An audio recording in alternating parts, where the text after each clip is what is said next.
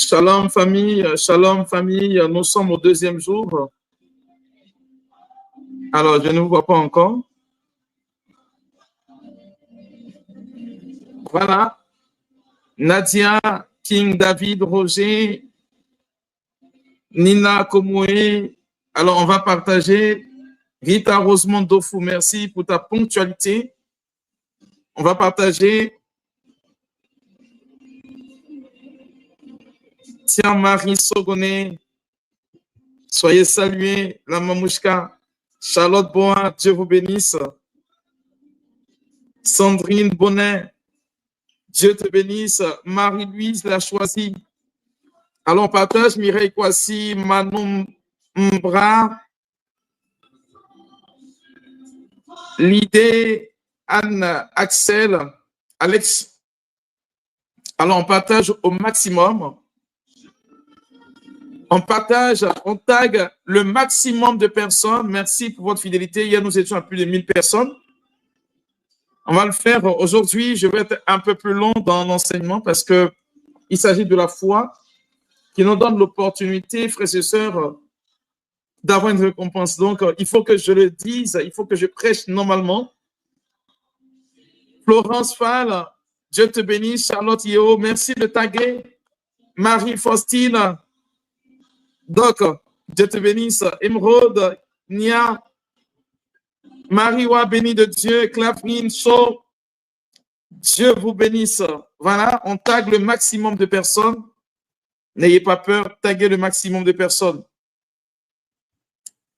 Que Dieu vous bénisse abondamment.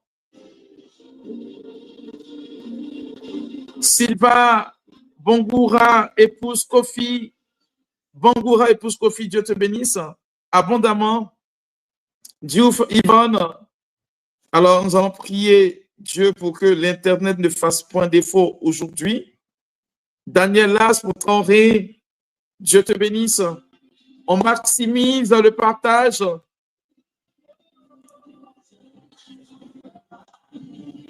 Je vous donnerai quelques informations concernant la retraite que nous aurons du côté de France, les deux retraites, et du côté de la Côte d'Ivoire ici. Daniel Viviane, Raphaël, Gomis, Ndri Ange, Cynthia, ma chère fille, Dieu te bénisse. Sourou, Daniel, Aoku, Dieu te bénisse. Christian Salomé, Gar, Dieu vous bénisse. Begré Wadja, sois salué. Laetitia Boussou, Dieu vous bénisse. Yannick Okwassa, Dieu te bénisse abondamment. Jocelyne Yankou, on partage au maximum. Lisata, ma chère fille, Christine de Marie, Saint Jean-Olivier Kofi Kwame, Daouda Ouedraogo. Alors, nous saluons tous ceux qui sont connectés du côté du Burkina, de la France, de partout dans le monde, la Côte d'Ivoire, peu importe. Ce qui est le plus important, c'est d'abord, frères et sœurs, la formation. Et je sais que Dieu vous exaucera si vous êtes formés.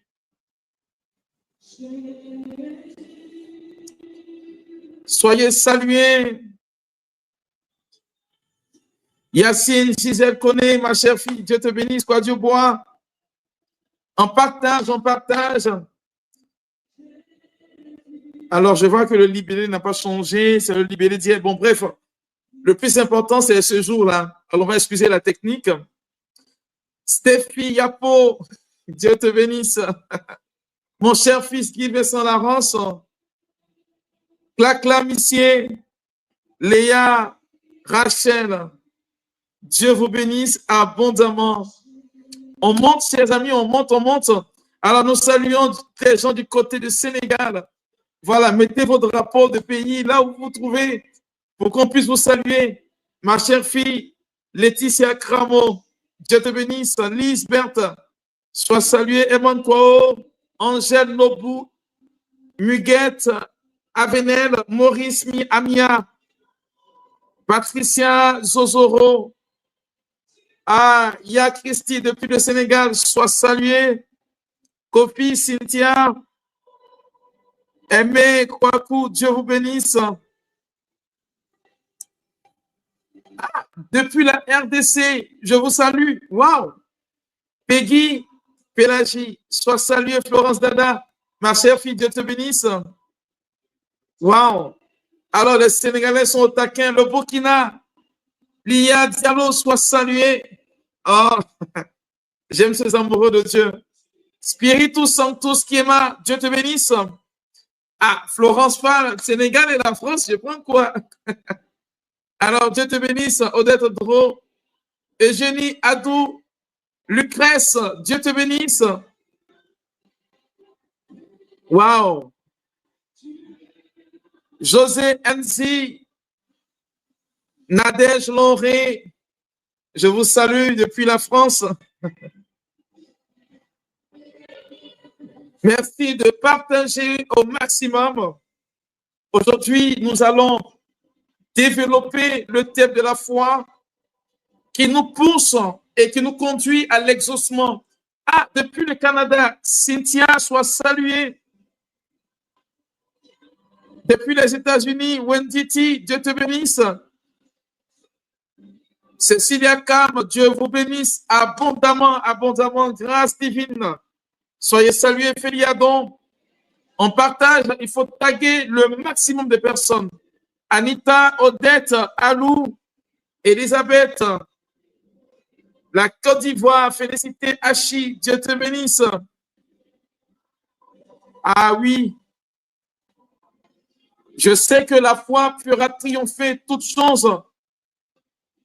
Dieu vous bénisse abondamment. Karine Kofi, Dieu te bénisse, ma chère fille.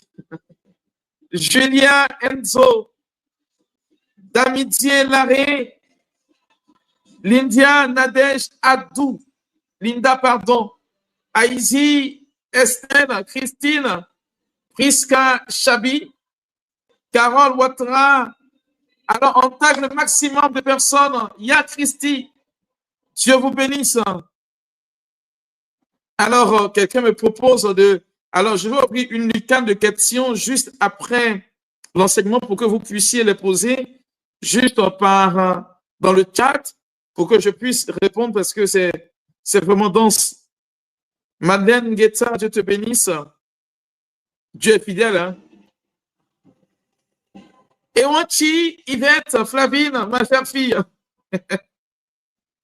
Dao, Juliette. Et Krabé, Aïe. Ange, Christelle.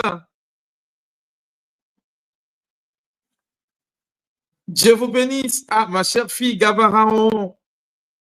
Bonne arrivée, Dieu vous bénisse. On monte en puissance, on monte. Alors, on a juste quelques petites minutes avant de commencer. Marie-Claude Dibo, Salomé Bado, Dieu vous bénisse abondamment.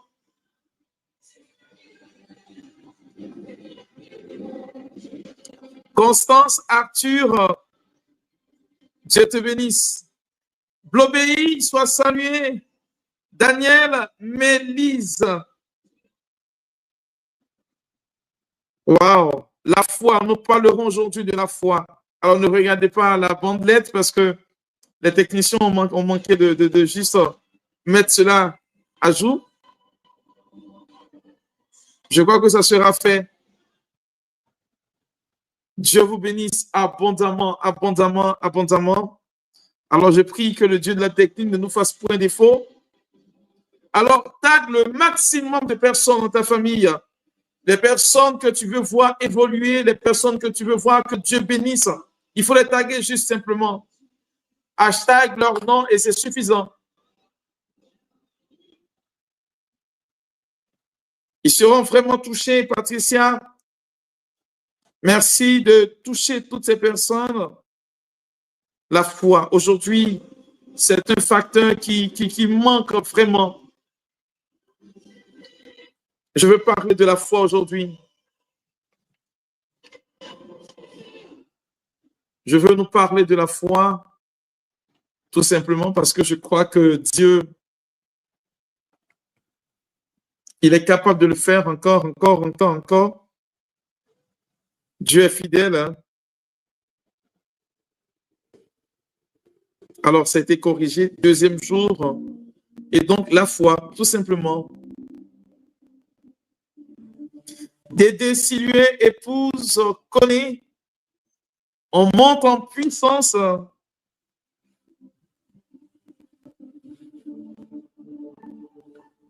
Dao, Trombao, Alexandra, Alda, Sylvie Sommet, la foi. Nous parlerons aujourd'hui de la foi. Ange Noëlla, Charlotte Bandao, Dieu vous bénisse. Nguesson Nathalie, merci pour votre fidélité. Comme je le disais tantôt, aujourd'hui, je vais plus durer parce que nous aurons 6 points à développer. Comme hier, nous aurons des sous-points aussi. Donc, n'ayez pas peur. Je préfère vous enseigner au maximum. On aura le temps de prier largement. Hier, une personne posait la question de savoir si vous qui êtes loin, ça sera en direct. N'ayez pas peur. Oui, vous serez en direct. On sera en direct le dimanche, donc n'ayez pas peur. Dieu est fidèle. Dieu est fidèle. Alors, nous parlerons de la foi qui nous donne la possibilité d'entrer dans la saison de la récompense. La Mamouchka, félicité, bonne arrivée. Alors, dans 3 petites minutes, nous allons débuter. Vous ne pouvez pas comprendre comment j'aime Dieu. Je ne sais pas, mais c'est plus fort que moi. C'est vraiment plus fort que moi. Pachou, la dominicaine. Yévou, Dieu te bénisse. Merci de taguer tous les membres de ta famille. Oh, Angèle May, sois saluée. Estelle Kwaku, Julie Blé, Maria Yamine, Blé Lydie, sois bénie. Garcielle Boya, Karine Kofi, merci, merci. Marie-Laure Kwaku, Dieu te bénisse. Nous parlerons de la foi, un domaine qui aujourd'hui est comme en voie de disparition. Notre foi parfois est monnayée par ce que nous avons, ce dont nous avons besoin, alors que Dieu nous aime vraiment, mes chers amis. Yamiogo Quentin Blaise, sois salué. Gabriel connaît le winner, le vainqueur, sois béni. Oh, j'aime ces amoureux de Dieu. Marie-Louise, Fatou, ma chère fille. Ah, Marina Seka, Dieu te bénisse. Anne-Valentine. Roger Odo, sois béni. On parlera aujourd'hui de la foi. Alors, nous allons débuter dans pas longtemps. Alors, n'ayez pas peur. Parce qu'il faille que nous atteignions cette saison de la récompense. Saison de la récompense.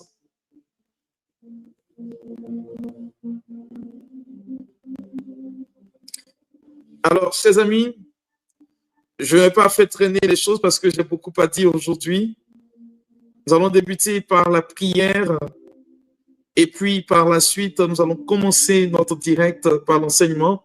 Alors, comme je l'ai dit aujourd'hui, particulièrement, j'ouvrirai une lucane pour des questions si vous en avez. Et puis, voilà, nous allons après prier pour vous.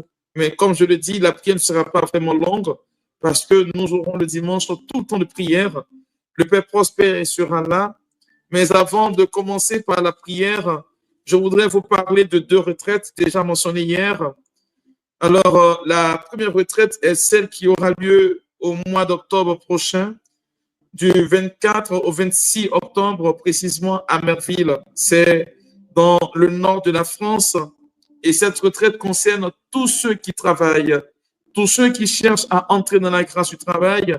Et nous parlerons des difficultés liées au travail. Nous serons avec le serviteur Marcel Blé, qui n'est plus à présenter, avec le père Norbert, qui est du côté de la France, et moi-même, votre serviteur. Alors, la retraite, c'est à 160 €. Et donc, il faut bien faire pour vous inscrire parce que après la prière des saisons, nous aurons un temps de préparation spirituelle pour cette retraite. Ça, c'est la première information que j'avais voulu vous porter.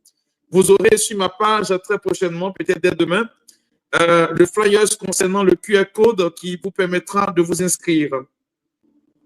La deuxième information, c'est la retraite que nous organisons ici en Côte d'Ivoire au mois de septembre et au mois de novembre précisément. Désolé, j'ai mentionné sur mon bout de papier le mois de septembre. Alors, c'est le mois de novembre précisément, du 7 au 9 novembre 2025.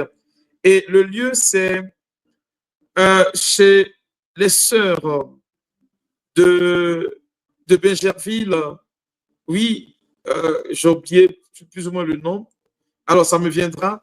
Et donc, c'est du 7 au 9. Et cette retraite est une retraite qui est atypique parce que, comme vous le savez, elle est purement jeûne. On ne mange pas pendant cette retraite. On ne mange pas pendant cette retraite. Alors, toutes ces personnes qui viendront, vous devez vous préparer à jeûner. Je le dis bien, à jeûner. Et donc, c'est du 7 au 9. Sur la réalité des hôtels, nous aurons un temps de préparation avant d'aller pour cette retraite.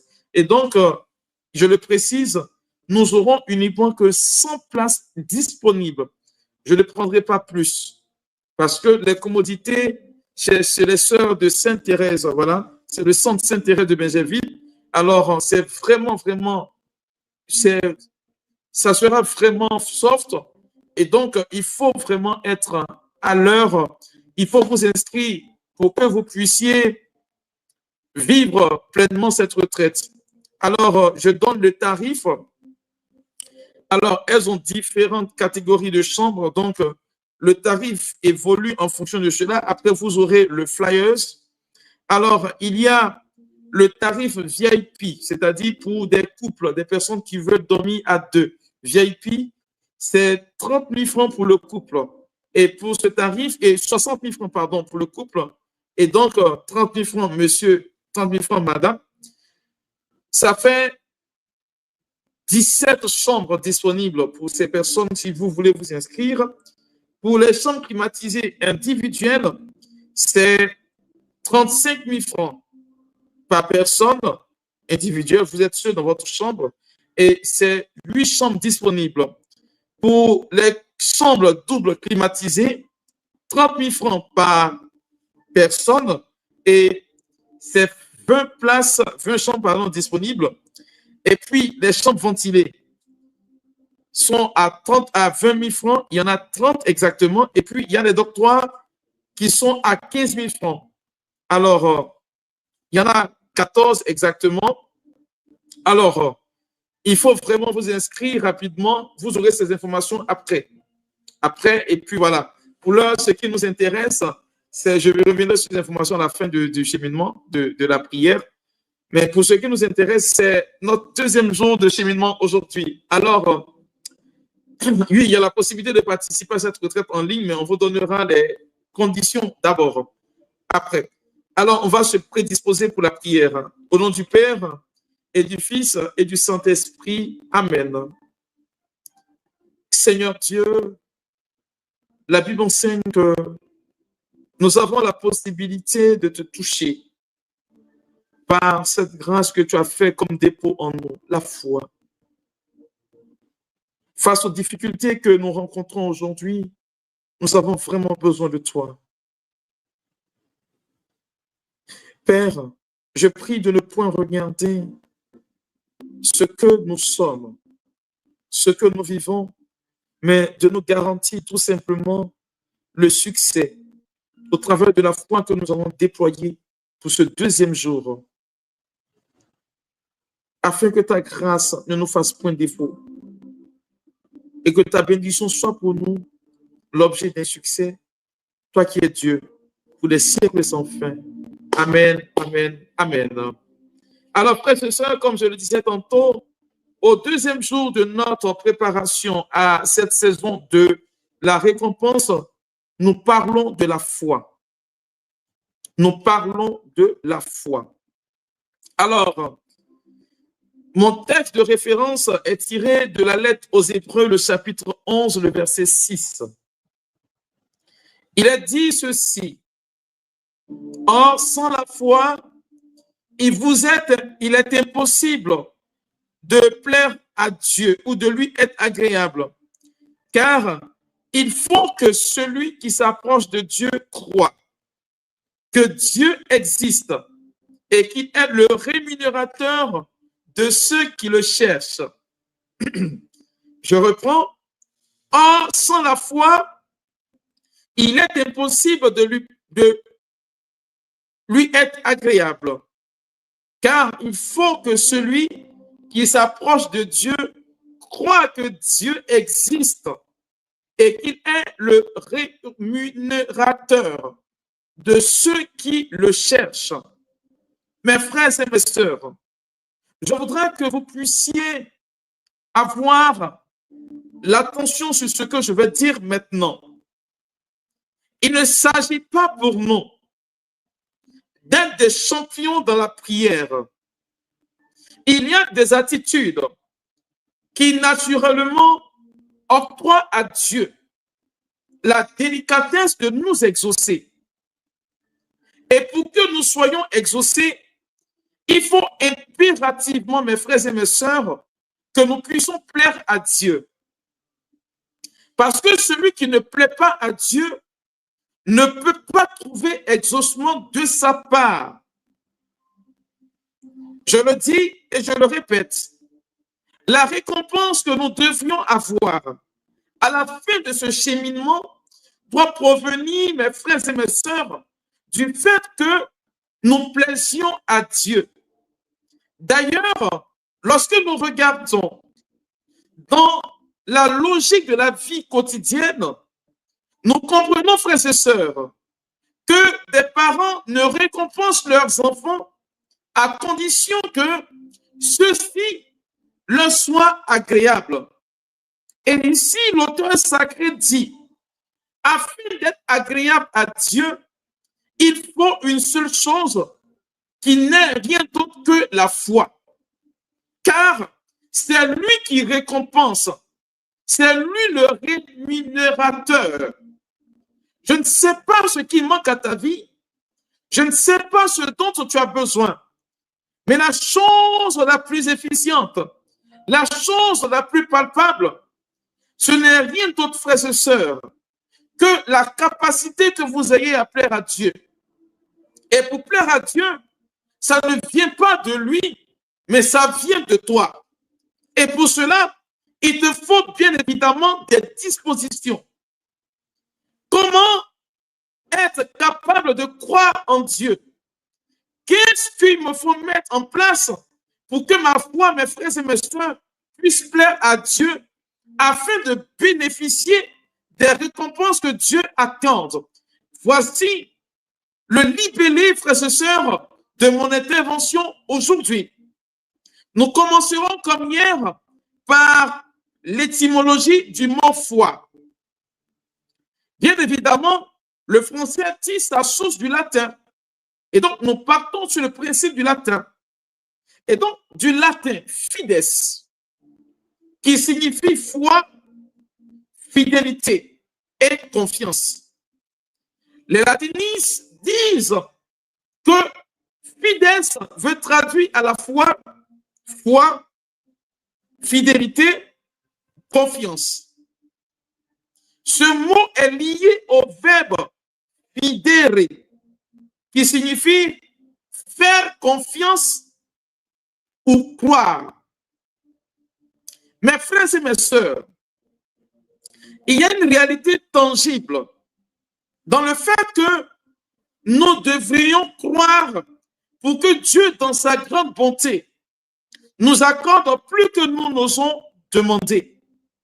Alors, je me permets maintenant de dérouler, frères et sœurs, les dispositions pour croire afin que Dieu se permette, mes frères et mes sœurs, de nous accorder la récompense méritée.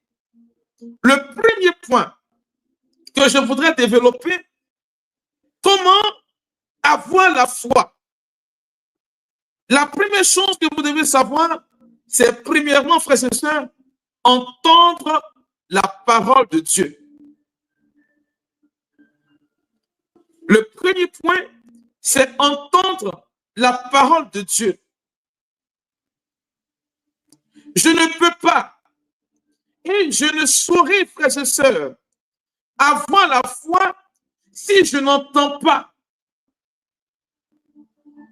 Il y a deux organes qui sont pour l'homme la capacité qu'il aura, mes frères et mes sœurs, à naturellement avoir accès au monde spirituel. Ces deux organes ne sont que les yeux et puis les oreilles. Voici les moyens que Dieu nous a donnés pour que nous entrions dans une dimension du surnaturel. Alors, frères et sœurs, il a dit ceci, pour que notre foi grandisse, il faut entendre la parole de Dieu. Romains le chapitre 10, le verset 17. Paul dit, ainsi la foi vient de ce qu'on entend. Et ce qu'on entend vient de la parole de Christ. Ainsi la foi vient de ce que l'on entend. Et ce que l'on entend vient de la parole de Dieu ou du Christ. Alors, comment entendre la parole de Dieu? C'est aussi une grande question. Je me suis permis, frères et sœurs, de développer 4 petits points pour entendre la parole de Dieu, afin que ma foi naisse et devienne incandescente et que Dieu se permette de me bénir, et j'ai envie de dire exagérément. Que Dieu me bénisse exagérément. Le premier point, pour entendre la parole de Dieu, frères et sœurs, c'est ce que nous dit le psaume, le livre des psaumes.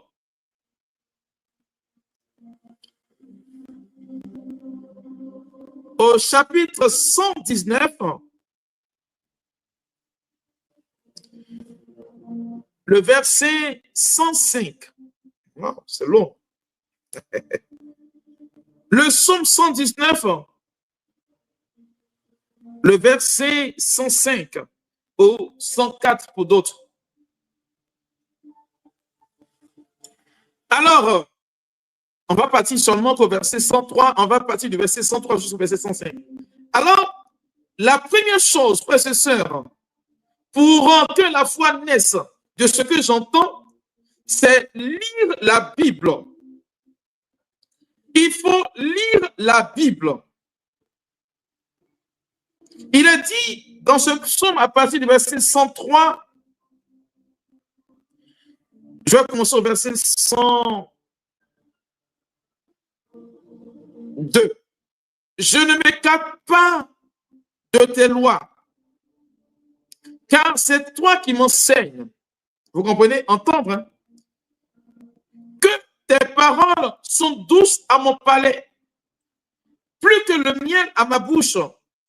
Par tes ordonnances, je deviens intelligent. Aussi, je hais toute voix de mensonge. Ta parole est une lampe à mes pieds et une lumière sur mon sentier. Le psalmiste dit ceci, frères et sœurs, que pour entendre la parole de Dieu, il faut commencer par la lire. C'est ce que Paul va essayer de dire à son fils Timothée. En 2 Timothée, le chapitre 3, les versets 16 et 17. Paul dit, toute écriture est inspirée de Dieu et utile pour enseigner, pour convaincre, pour corriger, pour instruire dans la justice, afin que l'homme de Dieu soit accompli et propre à toute bonne œuvre. Mes frères et mes sœurs, lis la Bible, ça purifie ton intelligence. lis la Bible, ça te donne de la force. Ça te permet d'être agréable à Dieu. Je le dis pourquoi? Parce que pour beaucoup aujourd'hui, frères et sœurs, nous sommes abonnés, et je le dis bien, nous sommes abonnés aux choses de l'Internet, à passer le clair de notre temps à ne rien faire que de partir sur Internet et chercher, comme diraient les Ivoiriens, de l'affairage, du Congo-ça. Et malheureusement, ça perd notre temps. Lorsque vous parcourez la Sainte Bible, il est dit ceci, Dieu qui dit à Josué, au chapitre 1er, que ce livre de la loi ne se cache jamais de tes lèvres. Médite-les jour et nuit. Alors tu réussiras dans toutes tes entreprises. Mon frère, ma soeur, la lecture de la Bible te plonge dans le dessein de Dieu. Lorsque tu te permets de lire l'Écriture, tu es dans l'intimité de Dieu. Beaucoup n'arrivent pas, frères et sœurs, à appréhender la réalité de cela. Parce que quand tu lis la Bible, mon frère, ma soeur, il y a des choses que le diable ne peut plus venir, mettre dans ton esprit. Il ne peut plus véritablement venir te convaincre du contraire. Parce qu'il sait que tu es abonné à la lecture de la Bible. Mes frères et mes sœurs, c'est une réalité. Beaucoup de personnes ne s'en rendent pas compte. On est plus abonné à la prière que à la lecture de la Bible. Oui, la prière, elle est bonne, mais elle ne commence pas par le fait que je suis ancré dans la prière. Ça commence d'abord par la lecture. D'ailleurs, lorsque nous poussons le bouchon un peu plus loin, si vous ne connaissez pas Dieu, comment vous pouvez vous permettre de prier Dieu? C'est quel Dieu vous priez? En Jean le chapitre 4, Jésus dit ceci à la Samaritaine. Vous les Samaritains, vous adorez un Dieu que vous ne connaissez pas. Nous les Juifs, nous adorons un Dieu que nous connaissons parce que le salut vient des Juifs. En réalité, Jésus est en train de lui dire que Dieu s'est révélé aux Juifs. Et quand il se révèle aux Juifs, c'est normal que les Juifs puissent dire Dieu. Quand Jésus se permet de dire, dites mon Père, dites notre Père, c'est parce qu'il s'est révélé à lui. Mes frères et mes sœurs, je voudrais que vous connaissiez la réalité de la dimension de l'amour de Dieu pour vous. C'est pourquoi il faut lire la Bible pour entendre la parole de Dieu et que cela me conduise à grandir dans la foi. Il faut commencer par lire la Bible. La deuxième chose, ou le deuxième petit point dans ce grand 1, c'est écouter la prédication. Oh! Il faut écouter la prédication. Et Paul nous le dit en 1 Corinthiens, le chapitre 1, le verset 21. Il dit ceci, car puisque le monde avec sa sagesse n'a point connu Dieu dans la sagesse de Dieu, il a plu à Dieu de sauver les croyants par la folie de la prédication. Je reprends. Il dit, car, puisque, d'abord au verset 20, il dit, où est le sage? Où est le scribe? Où est le disputeur de ce siècle? Dieu n'a-t-il pas convaincu de folie la sagesse du monde? Au verset 21, maintenant, il vient, il dit, car, puisque le monde, avec sa sagesse, n'a point connu Dieu dans la sagesse de Dieu, il a plu à Dieu de sauver les croyants par la folie de la prédication. Ce qui veut dire, un autre moyen d'entendre la parole de Dieu, c'est la prédication. C'est la raison pour laquelle je voudrais que vous compreniez ceci. Lorsque vous vous rendez à des séances de prière, si le prédicateur dit qu'il ne veut pas prêcher et que Dieu lui demande de prier seulement, mes frères et mes sœurs, je vous demande pardon, quittez là-bas. Il faut quitter. Parce que la prière sera bâtie sur quoi? C'est de la prédication que Jésus prie. C'est de la prédication, mes frères et mes sœurs, que la parole de Dieu est annoncée. Si tu veux que Dieu intervienne, commence déjà par écouter la prédication. C'est pourquoi vous allez comprendre, mes frères et mes sœurs, que lorsque des personnes sont vraiment à une prédication touchées, waouh, vous allez voir que le prédicateur, généralement, il ne fournit même pas d'effort. Il a non seulement la connexion avec Dieu parce qu'il a prêché dans le nom de Dieu, mais ça coule, comme on dit l'autre, ça coule simplement, ça coule, ça coule.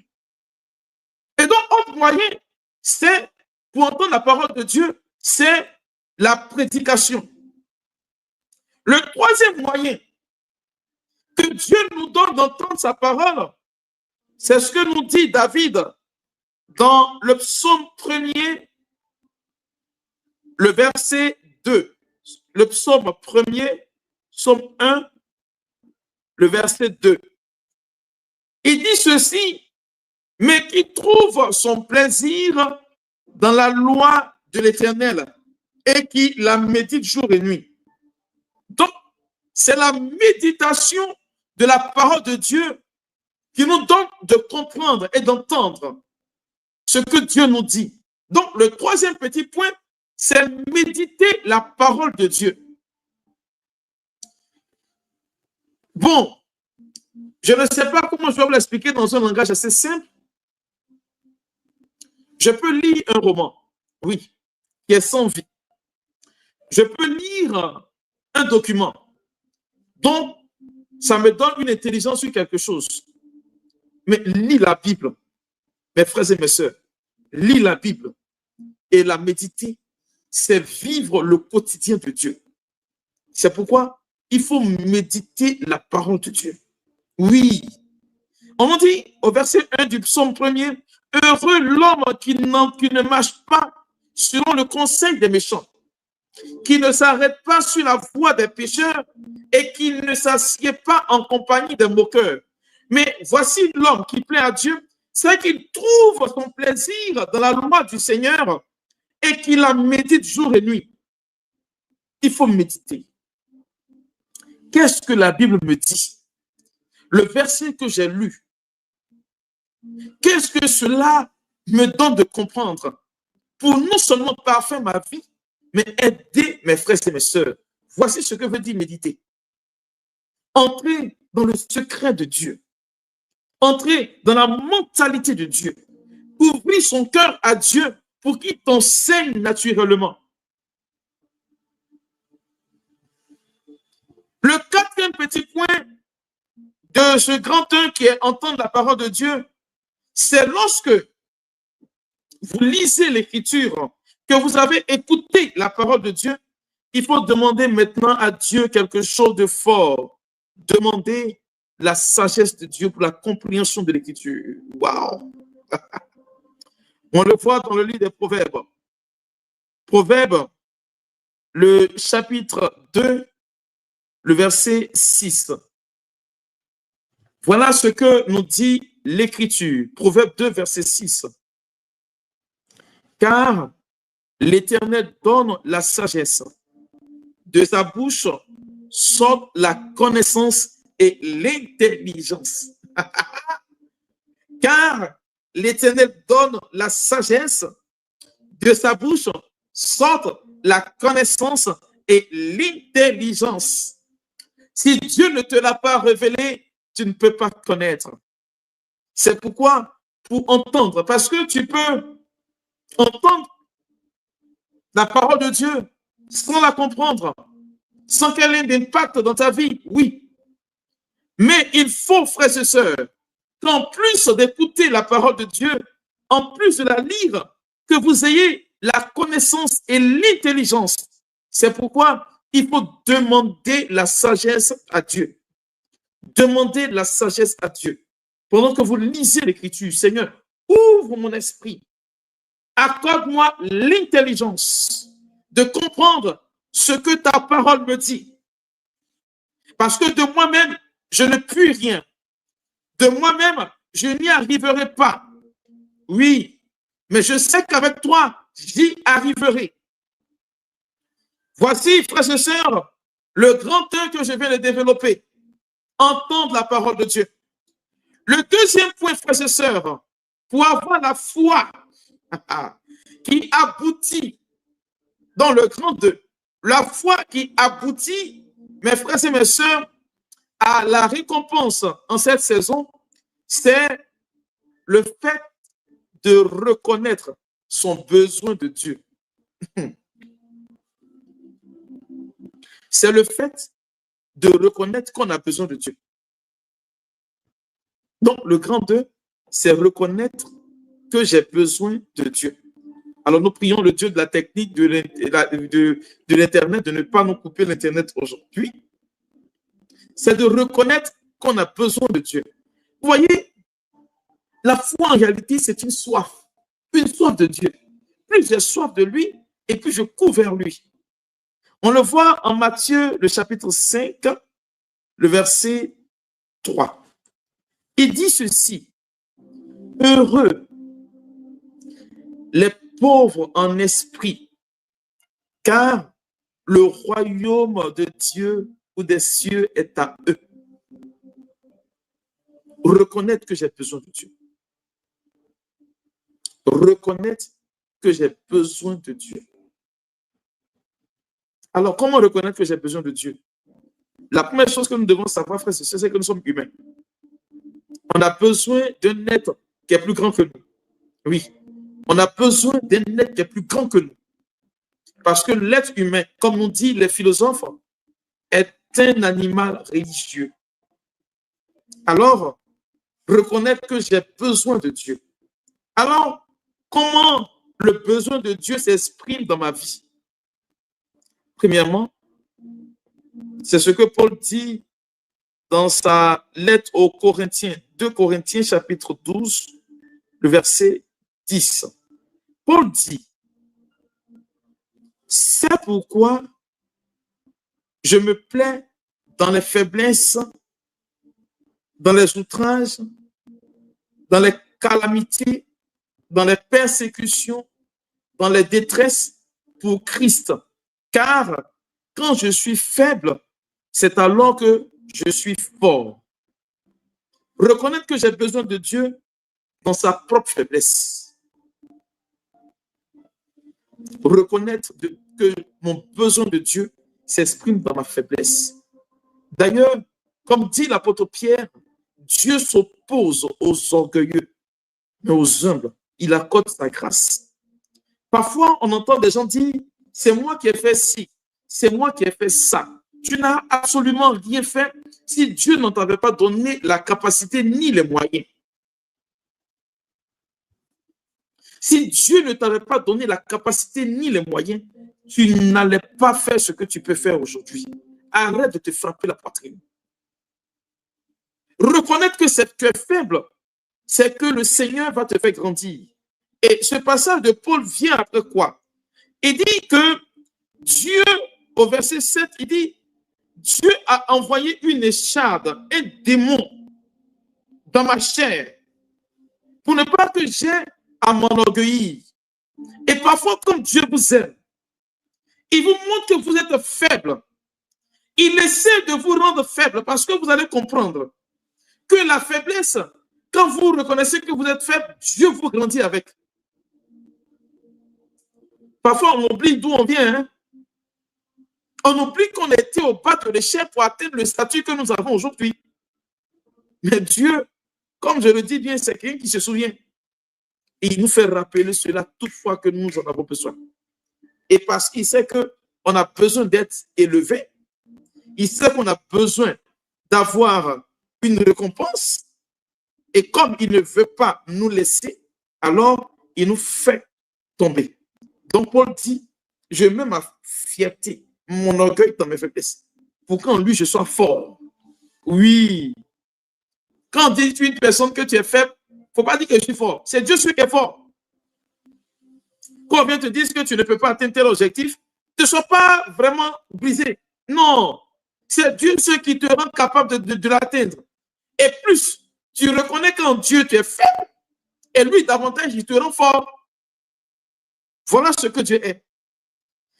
Le besoin de Dieu aussi, frères et sœurs, je l'ai dit, c'est en 4 points, s'exprime dans le fait que Paul dit, car tous ont péché et sont privés de la gloire de Dieu. Reconnaître son péché me fait dire que j'ai besoin de Dieu. Reconnaître son péché me fait dire que j'ai besoin de Dieu. Car la seule entité ou la seule personne qui est capable de me pardonner, c'est Dieu qui me réhabilite. Dieu seul est saint. C'est pourquoi mon besoin de Dieu vient du fait que c'est lui seul qui me sanctifie. Dieu seul est celui qui me sanctifie. Alors, j'ai besoin de Dieu pour me relever de mon péché. On le voit aussi, c'est Romains chapitre 3, verset 23 que j'ai lu tout à l'heure. On le voit aussi en 1 Jean, le chapitre 1. 1 Jean, chapitre 1, le verset 8. Voici ce que l'apôtre Jean nous dit. Et si nous disons que nous n'avons pas de péché, nous nous séduisons nous-mêmes et la vérité n'est point en nous. Celui qui dit qu'il est sans péché, c'est que la vérité n'est pas en lui. Car Paul dit, Romains 3, 23, car tous ont péché. Nous sommes marqués par le péché des origines. Pourquoi? L'Église vous dit ceci, que lorsqu'une personne commet un péché, ce n'est pas un péché qui est nouveau. Avant lui, Adam et Ève avaient commis ce péché. Donc, il est dans la continuité de ce péché. C'est pourquoi on appelle cela le péché originel. C'est pourquoi on appelle cela le péché originel. Oui. Et donc, reconnaître que dans mon péché, j'ai besoin que Dieu me relève. C'est pourquoi vous allez voir que beaucoup de personnes qui, malheureusement, dans leur vie, ont du mal à pardonner aux autres. Le Seigneur fait leur faire goûter parfois le péché, l'erreur. Pour vous dire que vous ne pouvez pas vous enorgueillir pour quelque chose.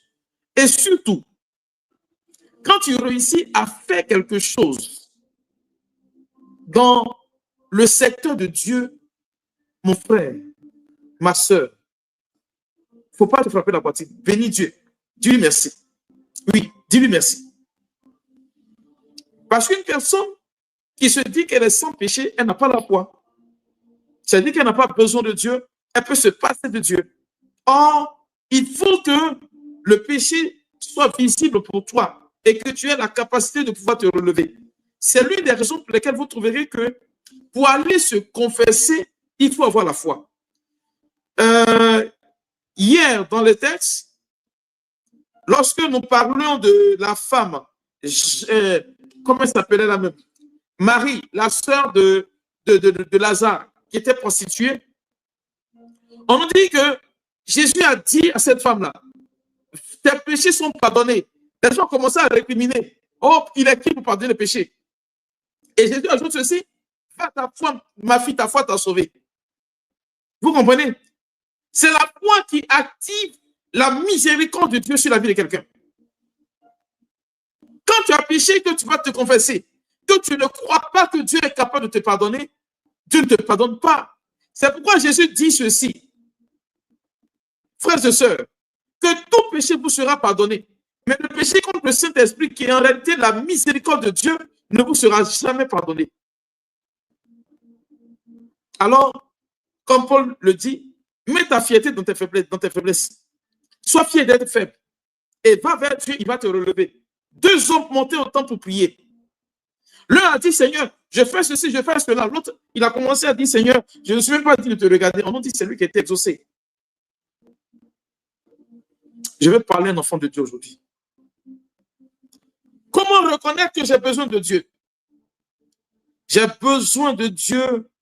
Mon besoin de Dieu, c'est que j'ai besoin de lui pour me guider. Oui. J'ai besoin de Dieu pour me guider. Actes des Apôtres, le chapitre 4, le verset 12. Actes chapitre 4, verset 12. Il a dit ceci. Il n'y a de salut en aucun autre. Car il n'y a sous le ciel aucun autre nom qui a été donné parmi les hommes par lequel nous devions être sauvés. Yeah. Tu as besoin d'être sauvé. Tu as besoin d'entrer dans la faveur divine, dans la récompense de Dieu.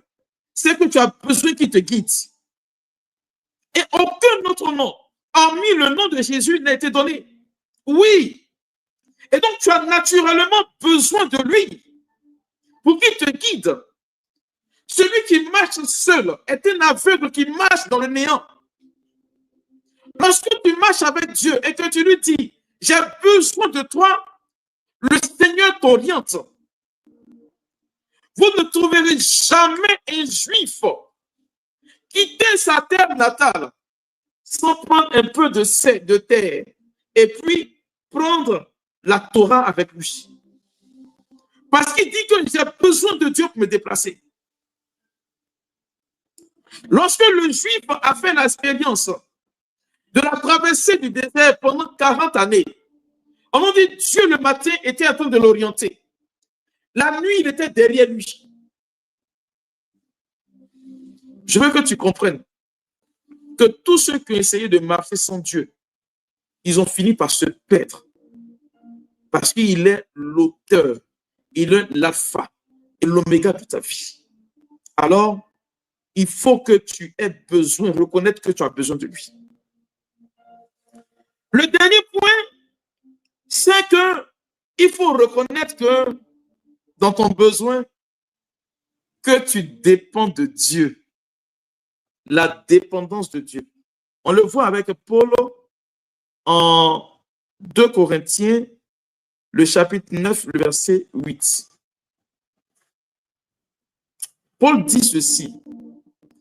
Et Dieu peut vous combler de toutes sortes de grâces, afin que, possédant toujours en toutes choses de quoi satisfaire tous vos besoins, vous ayez encore en abondance pour toute bonne œuvre. Ça veut dire, tu ne peux pas te réaliser en dehors de Dieu. Non. Et David le dit dans le psaume 37. Bon, c'est 36 pour certaines personnes, dans certaines Bibles, 37. Le psaume 37, le verset 3. Voici ce qu'il dit. Il dit,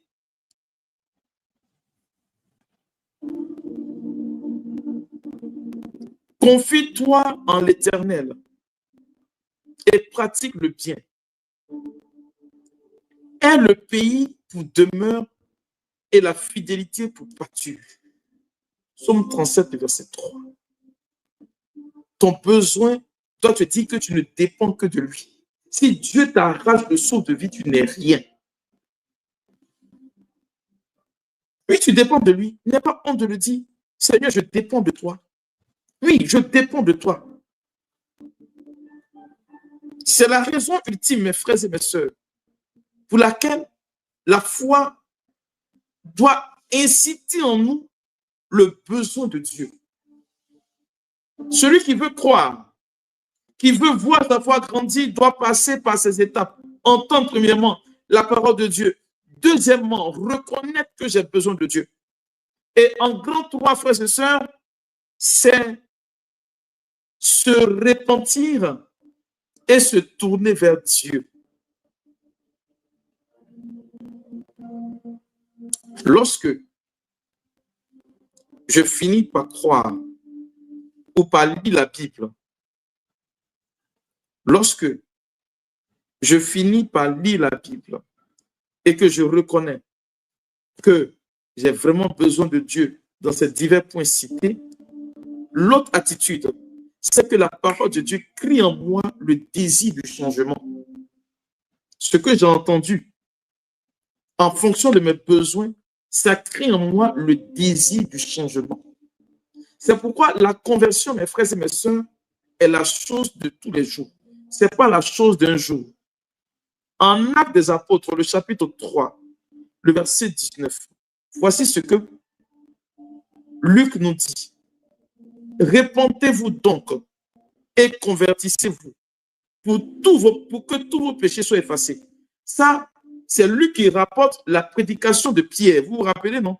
Pierre a commencé à prêcher. Oui, répentez-vous. Luc chapitre 3, verset 19. Et donc, convertissez-vous pour que vos péchés soient effacés. Si tu reconnais que tu as besoin de Dieu pour ton péché, alors il faut chercher à te repentir. On le voit aussi en Luc, toujours le même Luc, il est très fort, le chapitre 13, verset 3.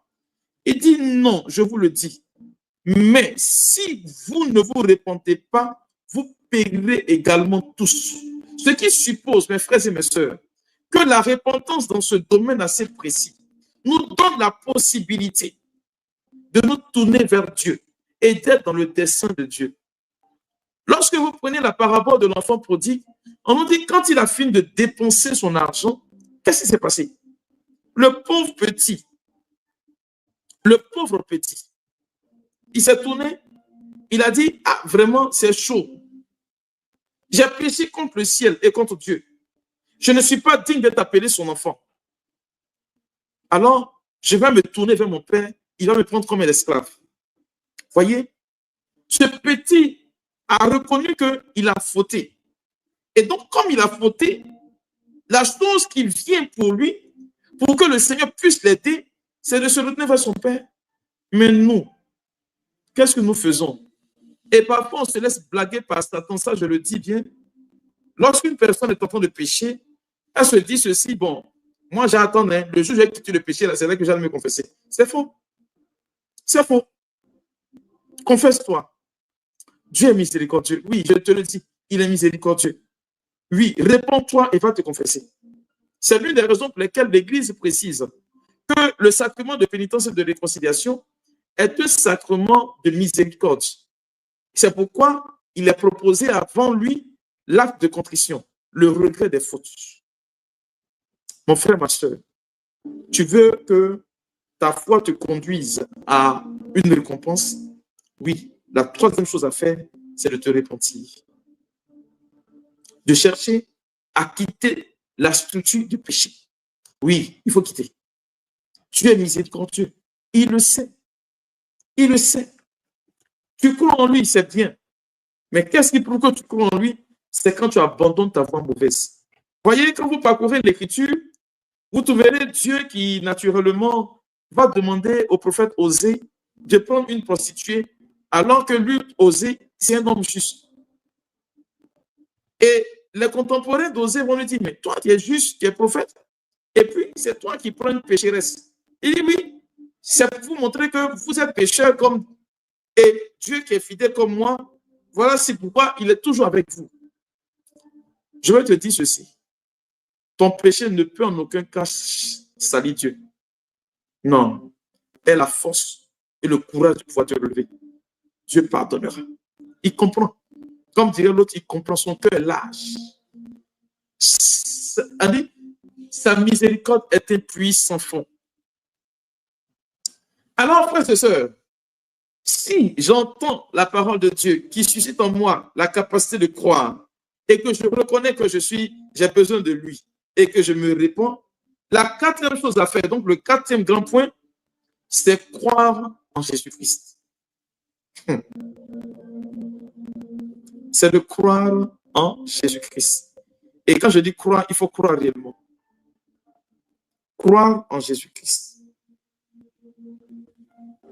Pour que tu sois récompensé, il faut croire en Jésus-Christ. En Jean, l'évangile de Jean, chapitre 3, le verset 5, je suppose qu'il y a beaucoup qui connaissent, parce que c'est un verset qui, naturellement, est cité par nos frères évangéliques partout où ils vont. Il a dit ceci, car Dieu a tant aimé le monde qu'il a donné son Fils unique, afin que quiconque croit en lui ne périsse point, mais ait la vie éternelle. Car Dieu a tant aimé le monde qu'il a donné son Fils unique, afin que quiconque croit en lui ne périsse point, mais qu'il ait la vie éternelle. Oui, Jean chapitre 3, le verset 16. En Actes des Apôtres aussi, le chapitre 16, le verset 31, Actes chapitre 16, verset 31, on nous dit ceci. Paul et Silas répondirent, puisque déjà, quand ils sont allés prêcher, il les fit sortir et dit, Seigneur, ça c'est après que le geôlier, vous savez, plus ou moins, le chant de Paul et de Silas dans la prison et qui ont été délivrés. Alors, il sort au verset 31, il dit, au verset 30 déjà, Seigneur, que faut-il faire?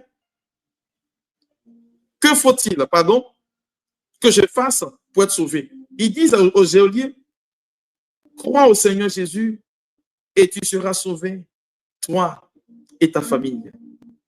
Crois au Seigneur Jésus et tu seras sauvé, toi et toute ta famille. La question qui va naturellement se poser, c'est comment croire en Jésus-Christ. Jean chapitre 20, le verset 31. Il dit ceci, mais ces choses ont été écrites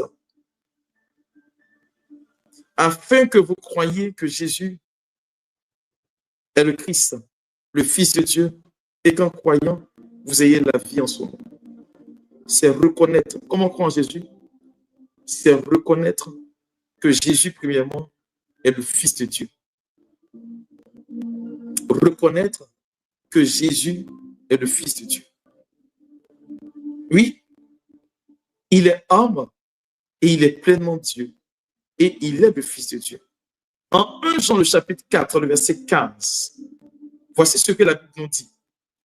Celui qui confessera que Jésus est le Fils de Dieu, Dieu demeure en lui et lui en Dieu. Vous comprenez? Celui qui confesse que Jésus est le Fils de Dieu, Dieu demeure en lui et lui en Dieu. Alors, si Dieu habite en toi, la question que je veux te poser, qu'est-ce qui peut bien te manquer? Si Dieu est ton partage, s'il décide de venir siéger avec toi, qu'est-ce qui peut bien manquer à ta vie, frère, sœur? Si Dieu décide de prendre parti pour toi, qu'est-ce qui peut bien te manquer? Oui, je le dis pour que tu te rendes compte de cette évidence dans ta vie. Il faut croire que Jésus est le Fils de Dieu. Point bas. C'est tellement simple. Il est le Fils de Dieu, oui, oui. Il est Dieu, mais il est le Fils de Dieu.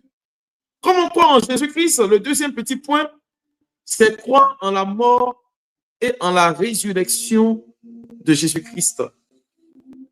Alors, 1 Corinthiens chapitre 15, versets 3 et 4. Paul dit,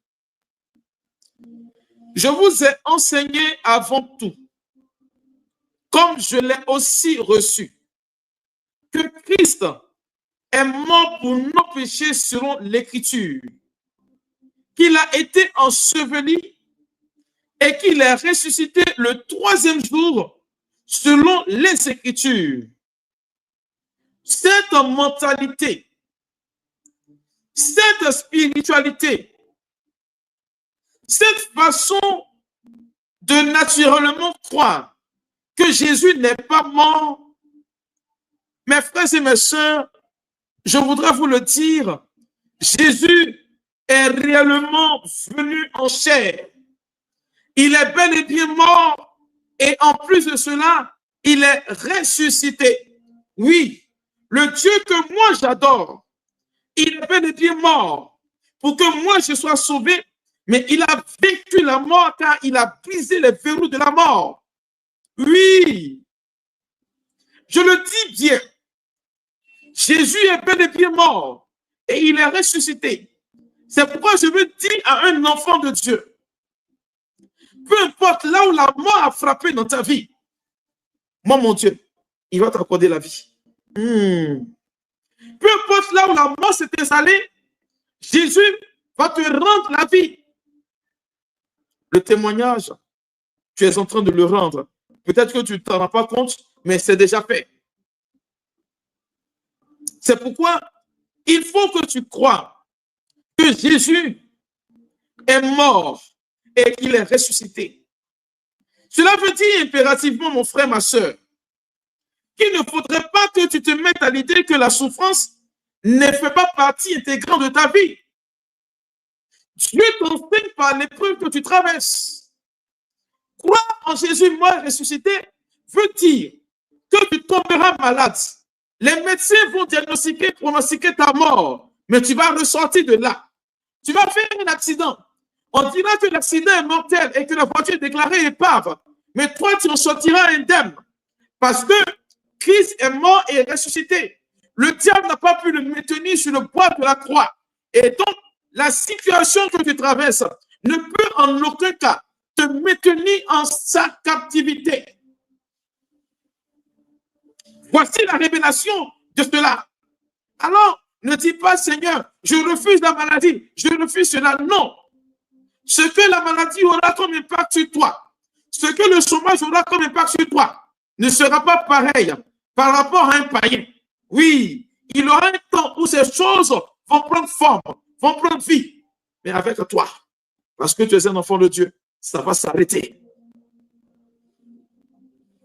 Et Paul renchérit en disant, en Romains le chapitre 4, au verset 25, lequel, il parle du Christ, a été livré pour nos offenses et il est ressuscité pour notre justification. Je ne sais pas dans quel monde tu vis, mais je vais te dire, si Jésus dit dans l'évangile selon saint Matthieu, qu'il fait pleuvoir sur les bons comme sur les méchants, qu'il fait lever son soleil sur les justes comme sur les injustes, c'est que quelque part, il a la capacité, je le dis bien, de pouvoir te sortir de toutes sortes de misères. Je veux dire, un enfant de Dieu, la situation que tu traverses n'est pas encore terminée. Ah non, non, non. C'est pourquoi je dis que tu traverses. Ce n'est pas dit dans laquelle tu te trouves. Toi qui es brisé, toi pour qui la vie n'offre pas un lendemain réjouissant, toi pour qui le sort est déjà scellé, je veux dire, c'est du chaos que naît la vie. C'est de la croix que naît la vie. C'est de la mort que jaillit la vie. Si Jésus a appelé Lazare du tombeau, crois, frère. Il faut croire, sœur, que la vie jaillira de la situation que tu es en train de parcourir. Parce que ça n'a jamais été définitif. Là où les hommes ont dit, ils vont mettre un point à ton histoire, Jésus va commencer quelque chose de nouveau avec toi. C'est cela, frères et sœurs. C'est de là que naît la foi. Oui, je le dis, et cela te sera propice, favorable, parce que Dieu est celui qui accorde bénédiction et bienfait à ceux qui lui obéissent. Voici le quatrième point, pour que ta foi te tienne tout simplement à la récompense de cette saison. S'il y a un quatrième point, bien évidemment, il y a un cinquième point.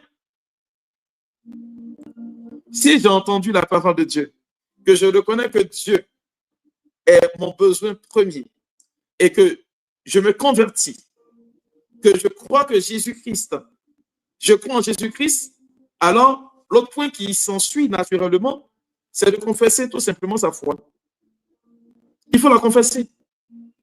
Il faut que tu arrives à confesser ta foi.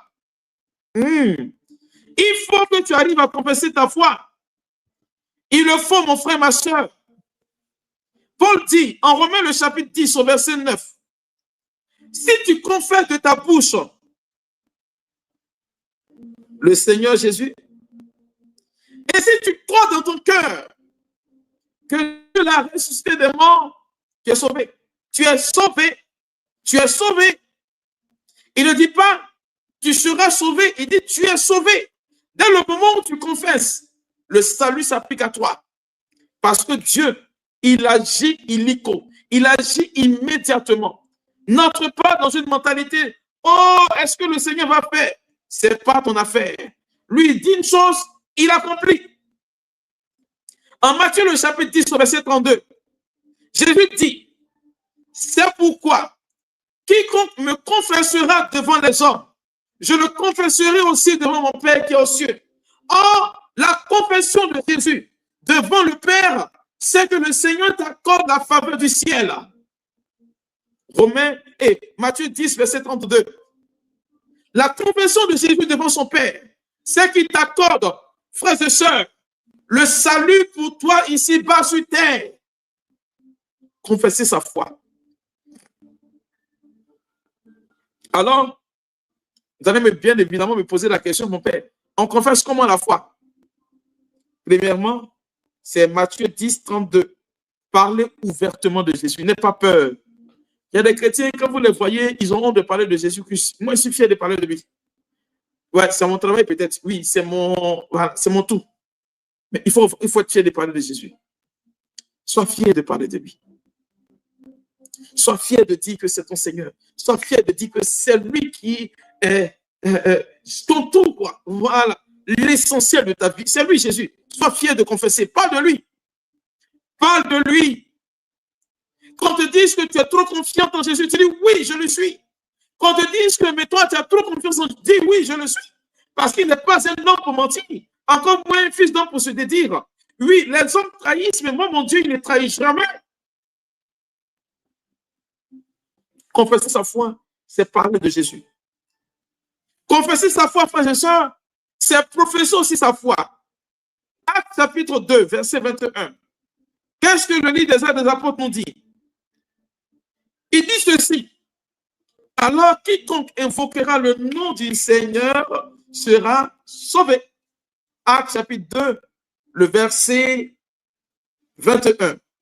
Quiconque confessera le nom du Seigneur, cette personne sera sauvée.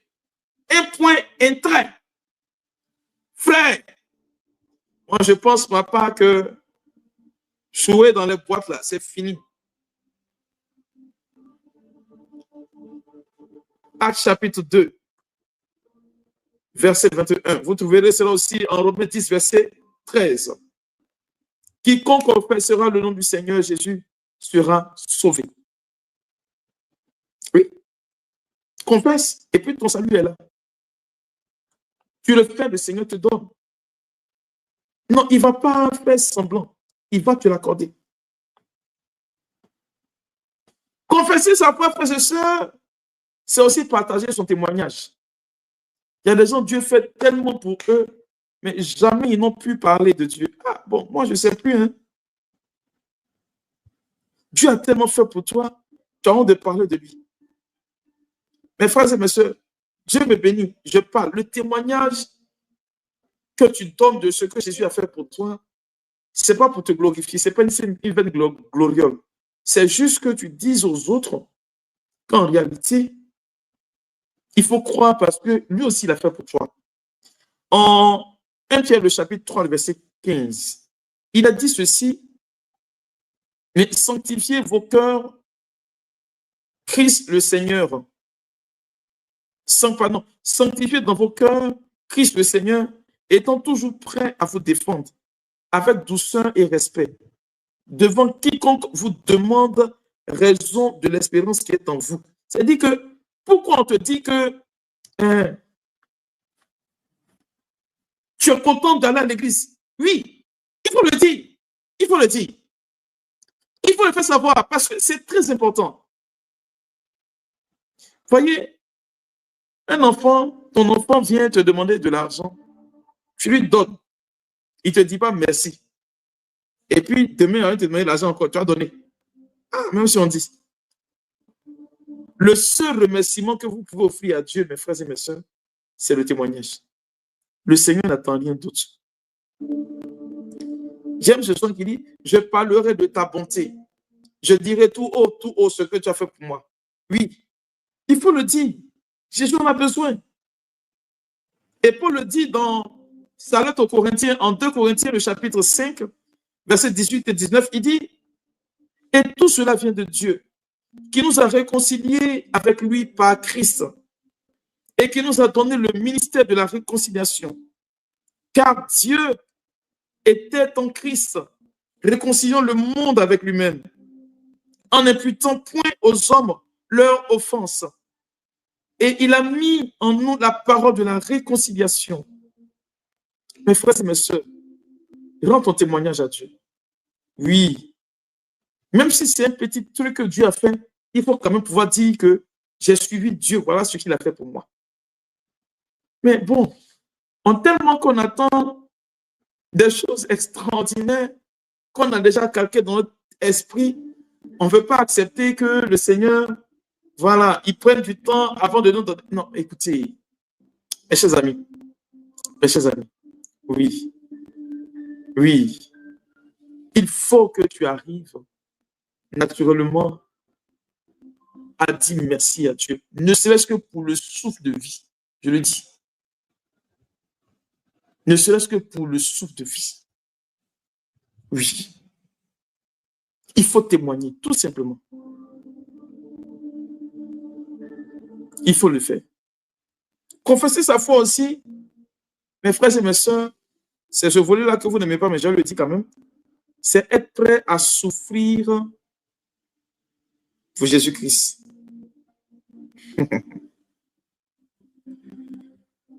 C'est ce volet-là que vous n'aimez pas. Non, Seigneur, on veut tout ce qui est bon, hein. Mais ce qui est mauvais, on refuse. Ce qui est bon, on accepte. Ce qui est mauvais, on refuse. Alors, je me permets de lire la lettre de Paul, la deuxième lettre de Paul à Timothée, le chapitre 1, le verset 8. Paul dit ceci: n'aie donc point honte du témoignage à rendre à notre Seigneur, ni de moi, son prisonnier, mais souffre avec moi pour l'évangile. Les martyrs ont témoigné ou ont confessé de leur foi par la souffrance.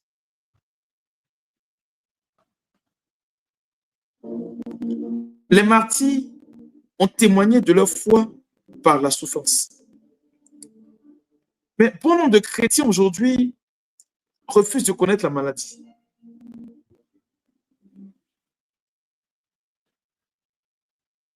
Refusent de connaître l'épreuve. Mais quand Paul se permet de dire que l'épreuve vérifie la qualité de notre foi, ce n'est pas un hasard. Ça va souffrir dans le silence une situation que je traverse. Et pour moi de dire à Dieu que naturellement, je suis avec lui. Il le dit en 2 Timothée, chapitre 1, le verset 8. 2 Timothée, chapitre 1, verset 8.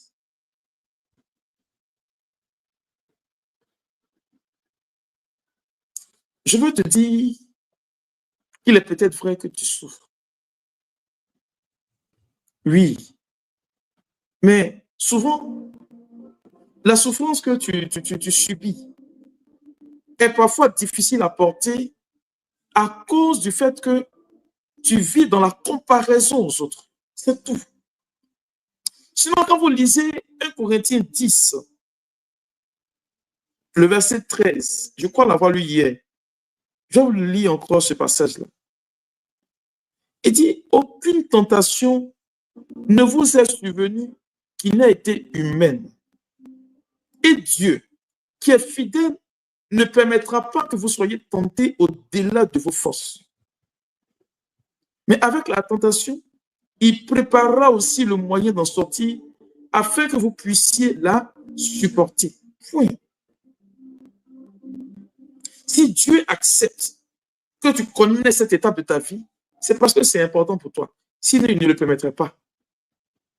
Pensez-vous que Jésus avait-il besoin de souffrir et mourir sur le bois de la croix? Bien sûr que non. Il a crié en citant le psaume 22, le verset 2. Élie, Élie, lema sabachthani. Mon Dieu, pourquoi m'as-tu abandonné? Pour que tu n'aies plus à souffrir.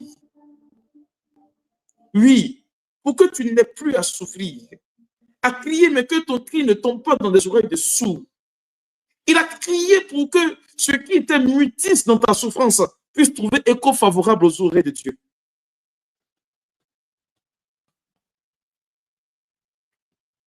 Mon frère, ma soeur, je veux que tu comprennes que prendre part à sa souffrance ou aux souffrances du Christ, mes frères et mes sœurs, c'est ce que Dieu prévoit pour vous.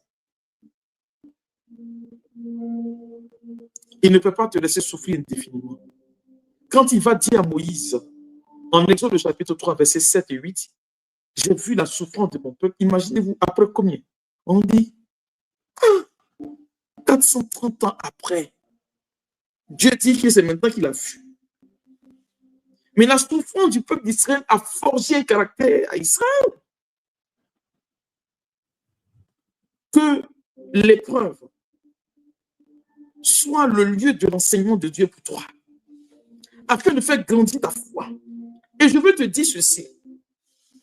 Lorsque Dieu autorise que tu dures dans l'épreuve que tu traverses, c'est parce que le témoignage que tu dois lui rendre ou ce que tu dois gagner après est davantage plus grand. Et plus ton épreuve et ta souffrance perdue dans le temps, et plus la gloire de Dieu qui rayonne sur ta vie devient davantage plus grande. Tu ne peux pas être patron dans une structure si tu n'as pas appris à recevoir des ordres, à obéir aux ordres. Et Dieu le sait. Il le sait. Souvent, vous vous plaignez. Mais quand la récompense vient et que tu t'es forgé un caractère au dépend de ce que tu vivais, tu es là, tu dis, ah, vraiment, c'est pour ça là que Dieu est en train de me préparer. Oui, c'est pour cela qu'il te préparait. Arrête, mon frère, ma soeur, de passer le clair de ton temps à récriminer contre Dieu pour une situation que tu traverses. Arrête. Prends la peine de comprendre. Cherche à comprendre naturellement ce qui se passe. Quelle est la leçon que le Seigneur veut t'inculquer, qu'il veut te donner? Lorsque nous avons de petits bobos, on peut chercher tous les hommes de Dieu. Juste le temps pour nous de sortir de là. Ou bien Dieu ne voit pas que tu souffres. Il ne voit pas que tu souffres. C'est la raison pour laquelle, quand tu es en train de traverser une épreuve, ne regarde pas la vie du voisin. Sinon, tu ne pourras pas tenir. Si tu te permets de regarder la vie de ton voisin ou d'autrui, tu ne vas pas tenir. Il ne faut pas faire comme Pierre. Jésus lui dit, suis-moi. Et en passant, la Bible nous dit, il voit Jean. Il lui dit, mais Seigneur, lui là, qu'adviendra-t-il de lui? Il dit, mais si je veux qu'il vienne, j'irai sur ça ce que je revienne. Toi, ton problème, il est où? Toi, viens, suis-moi. Je veux dire à quelqu'un, chacun d'entre nous, mes frères et mes sœurs, chacun d'entre nous, mes frères et mes sœurs, a son histoire. Ça n'a rien à voir avec l'histoire. Non, vous pouvez aller dans le même bateau, mais votre histoire sera toujours différente. Parce que le Seigneur veut te pousser à être meilleur, à être celui qui soit à la tête, celle qui soit toujours à la tête. Et lorsque Dieu veut que tu sois à la tête, il te prépare en mettant des cailloux dans tes bottes. Ça a fermé ta foi. Quand tu seras devant une épreuve, tu as dit, j'ai vu Théal déjà. Ça ne peut pas changer quelque chose à ce que je suis.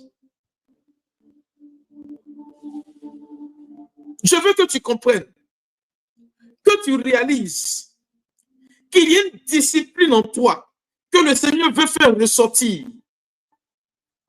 Vous pensez que les grandes découvertes ont été connues à partir de quoi? À partir des épreuves que l'homme a traversées. Il y a un homme qui est venu me dire, mon père, je ne pensais pas qu'il pouvait jeûner, hein, mais j'ai fait le jeûne Esther là, parce qu'il était dans difficulté. Il dit, ah, voilà. Et le Seigneur veut vous pousser à vous surpasser. Parce que c'est en te surpassant que tu peux obtenir. Voici ce que veut dire confesser sa foi. Et le tout dernier grand point que je voudrais aborder, le grand 6. Ah, la foi, mes frères et mes sœurs, la foi, mes frères et mes sœurs, qui aboutit à la récompense. Et ça, je voudrais qu'on finisse pour l'ayer. C'est ce que moi j'appelle avoir de l'audace. Le 6e point. Avoir de l'audace. J'aime les audacieux, vraiment. Des gens qui ne tremblent pas devant une situation et qui sont confiants que Dieu a déjà fait. Luc chapitre 15, verset 11 et le verset 12. C'est la parabole de l'enfant prodigue. Il dit encore, un homme avait 2 fils. Le plus jeune dit à son père, mon père, donne-moi la part de bien qui doit me revenir. Et le père leur partagea son bien.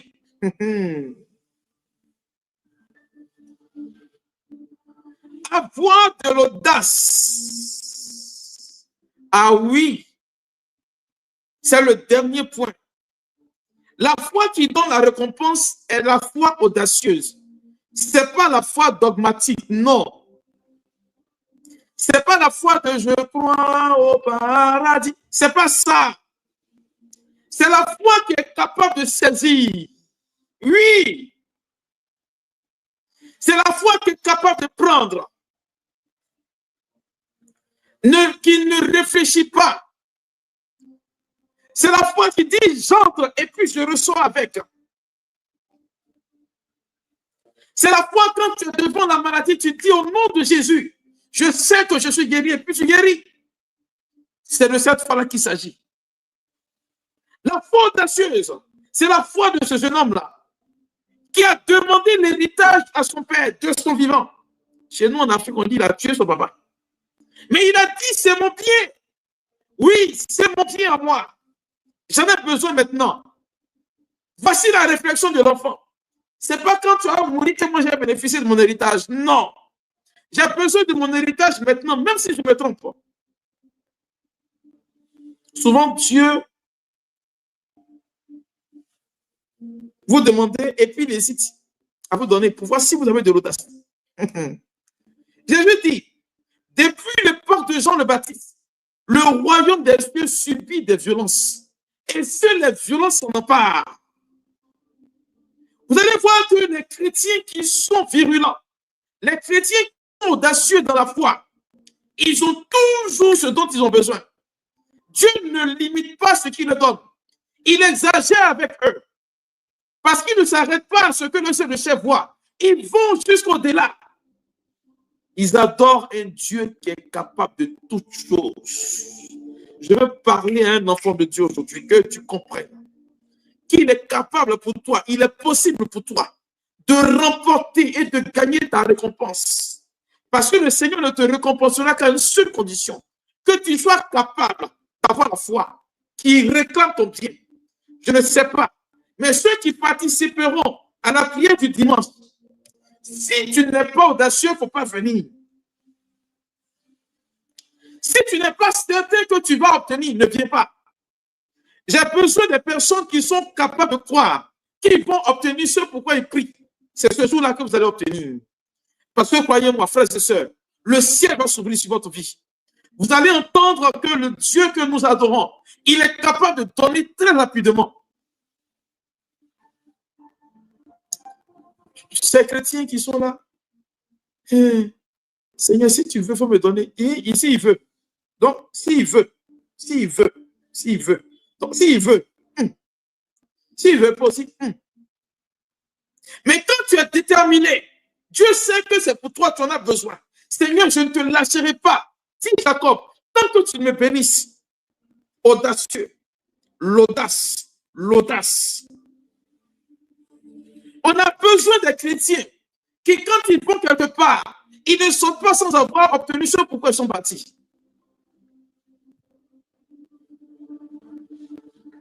Vous me poserez certainement la question, mon père, comment faire pour avoir la foi audacieuse? Je ne saurais avoir la foi audacieuse que si je ne sais pas qui je suis. Oh, Seigneur. Si je n'ai pas connaissance de ma personne, je ne sais pas ce que je suis, je ne sais pas qui je suis, je ne peux rien obtenir. Le petit garçon, il savait qu'il était héritier. Toi, tu sais qui tu es. Est-ce que tu sais qui tu es?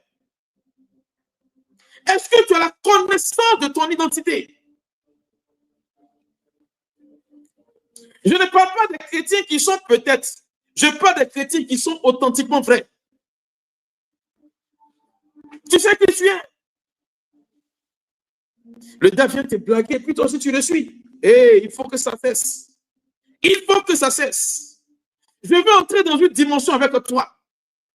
Pour que le surnaturel, quand tu regardes le ciel, coupe pour venir. Oui. La syrophénicienne dit, c'est vrai, on ne prend pas le pain des enfants pour donner aux petits chiens. Mais les petits chiens, ils mangent le reste qui tombe de la patate des enfants. Jésus dit, partout en Israël, je n'ai trouvé aucune foi comme celle-là. Même s'il ne voulait pas, il a fait. Même s'il ne voulait pas, il a fait. La foi audacieuse. En Marc, le chapitre 10, la femme qui saignait pendant 12 ans, on nous dit qu'elle a touché tous tes revenus. Hey! Depuis, tu pries, rien ne vient. Mais c'est parce que tu ne sais pas que tu as la capacité de commander, puis ça va bien. Frère, je veux que tu comprennes que Dieu t'a donné toutes choses. Il t'a donné toute possibilité. La Bible enseigne dans le psaume de David, le psaume 8, à partir du verset 4, il dit que il a fait maître de tout ce que Dieu a créé. Ce qui voudrait dire, il n'existe rien sur la terre des hommes qui ne t'appartiennent pas. Est-ce que tu sais qui tu es même? Oh, moi je le déclare. Aucun enfant de Dieu ne doit taper pour tout. Il faut avoir de l'audace. Vous avez une façon de fonctionner qui parfois déçoit. Ça fait peur. Est-ce que je peux avoir à tel enseigne que quand vous partez à l'église, même des gens qui vous regardent, qui vous suivent, ont peur de partir à l'église parce que vous allez les effrayer. Moi, je suis fier d'être chrétien. Hein? Je suis fier d'être chrétien. Je suis fier de marcher en Jésus-Christ. Si le Satan veut, il n'a qu'à arriver sa c'est son problème. Mais quand il va arriver à côté de moi, il saura qu'il y a un Dieu qui est derrière moi. Donc, je n'ai pas peur et j'avance en toute sûreté. Avoir la foi audacieuse, frères et sœurs, c'est faire confiance à Dieu. Je le dis bien. C'est de faire confiance à Dieu. Si tu ne lui fais pas confiance, ça ne marche pas. Et Paul le dit en 1 Timothée chapitre 1er, le verset 7, il dit car ce n'est pas un esprit de timidité que Dieu nous a donné, mais c'est un esprit de force, d'amour et de sagesse.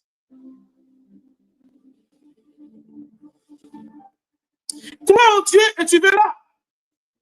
Fais-lui confiance. Un homme est limité, donc tu ne peux pas mettre ta confiance en un homme, mais en Dieu. Crois. Parce qu'il n'existe rien, frères et sœurs, qui lui soit impossible de réaliser. Dieu réalise toutes choses. Je dis bien, il réalise toutes choses. Il dit, ça se fait. Vous avez déjà vu Dieu dire quelque chose, puis ça n'est pas arrivé? Si ça n'arrive pas sur ta vie, c'est que c'est toi qui as le problème. Aïe, aïe, aïe. Le principe du succès, le principe de la récompense, part de la confiance que j'ai en Dieu.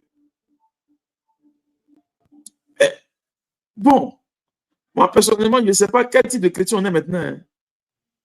Mais nous sommes en train de perdre de vue ce que Dieu a déposé en nous. Et parfois, le diable nous fait croire ce qui n'est pas.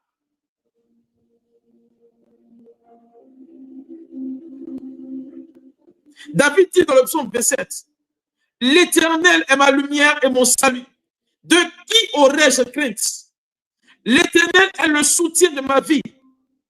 Mais de qui aurais-je peur? »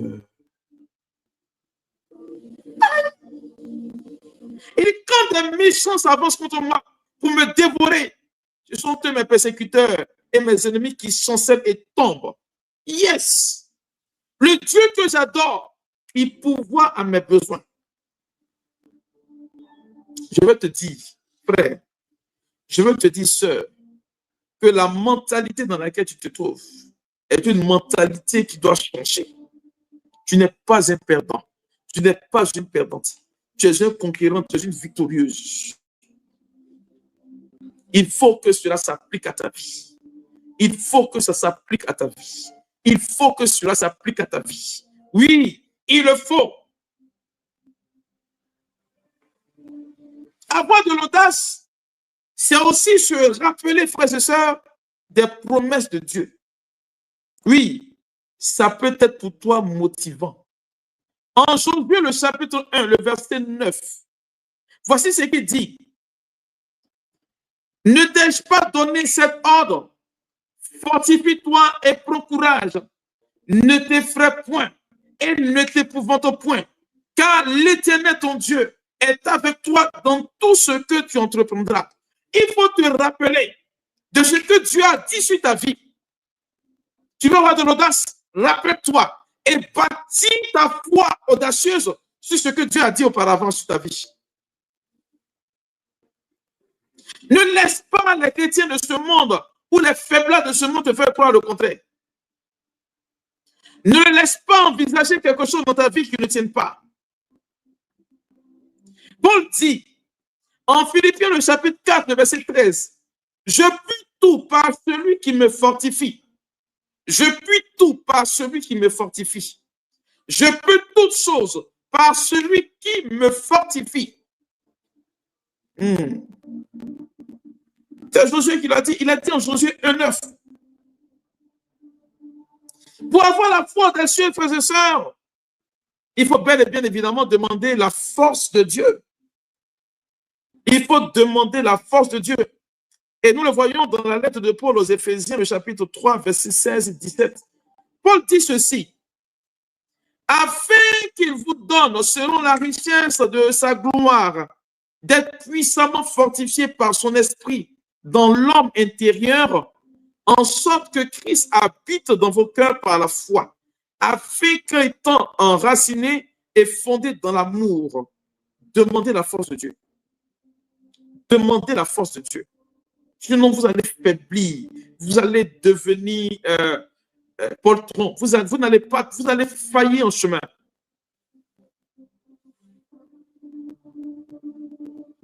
Avoir la foi audacieuse, frères et sœurs, c'est souvent se souvenir. Oui, c'est se souvenir de ce que Dieu a fait dans la Bible par le passé. Quand vous prenez la lettre aux Hébreux, le chapitre 11, verset 1 au verset 40, vous allez voir que le Seigneur parle de la foi d'Abraham, il parle de la foi d'Enoch, il parle de la foi de celui-ci, et ainsi de suite. C'est pourquoi il est important de lire la Bible. C'est pourquoi il est important de lire la Bible. C'est pourquoi il est important de lire la Bible. Et le dernier point pour la foi audacieuse, c'est agir avec confiance. Ce n'est pas dire avec la peur ni le doute. Agir avec confiance. Agir avec confiance. Nous allons passer d'abord dans le livre des Proverbes. Proverbes chapitre 28, verset 1. Il dit ceci, le méchant prend la fuite sans qu'on le poursuive. Le juste a l'assurance comme un jeune lion. Le méchant prend la fuite sans qu'on le poursuive, mais le juste a l'assurance comme un jeune lion. Aie confiance. Il ne faut pas tituber. Ne fais pas comme Pierre. Voyez-vous, lorsque Pierre a vu Jésus marcher sur les eaux, il lui a dit, Seigneur, si c'est bien toi, ordonne que je vienne sur les eaux avec toi. Il dit, viens. Pierre a commencé à marcher sur les eaux. Mais frères et sœurs, dès le moment où le vent a commencé à souffler, Pierre s'est mis à réfléchir. Il dit, est-ce qu'un homme peut marcher sur les eaux? Est-ce qu'un solide peut rester sur les eaux? Ce n'est pas possible. Alors, il a commencé à s'enfoncer. il a commencé à s'enfoncer. On le verra aussi en 1 Jean, le chapitre 4, le verset 18. Qu'est-ce que Jean nous dit? Il dit, la crainte n'est pas dans l'amour, mais l'amour parfait bannit la crainte, car la crainte suppose un châtiment, et celui qui craint n'est pas parfait dans l'amour. Frère, lorsque tu te dois d'agir, agis avec confiance. Oui, aie confiance. Celui qui a bâti sur le roc, ce n'est pas sur le sable qu'il a bâti. Et je crois, mes frères et mes sœurs, que Jésus le fera pour vous. Voici là où je voudrais finir, mais en citant un verset particulier qui me tient vraiment à cœur, c'est le verset de la lettre aux Hébreux. Hébreux chapitre 11, le verset 1er, qui dit ceci: « Oh, la foi est une ferme assurance des choses qu'on espère, une démonstration de celles qu'on ne voit pas. » C'est pourquoi à ce programme, je voudrais inviter ceux qui seront capables de posséder de surnaturel à ce programme. Que Dieu vous bénisse. Alors, je vous donne à peine, pour ceux qui veulent poser des questions, juste 3 petites minutes. Et puis après ça, je prie. 3 petites minutes pour ceux qui souhaiteraient poser des questions. Voilà, le chat, il est ouvert. Si vous en avez, si vous n'en avez pas, on passe directement à la prière. Voilà. Quelqu'un qui avait demandé si c'était possible de...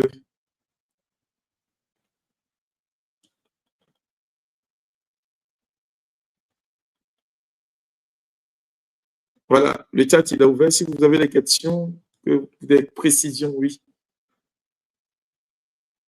Il faut juste des précisions et puis voilà.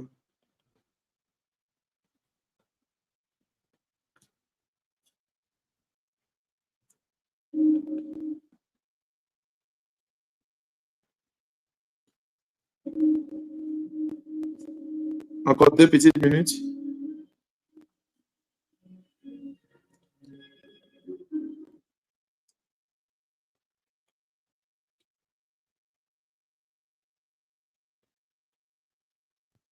Alors, on peut méditer la Bible.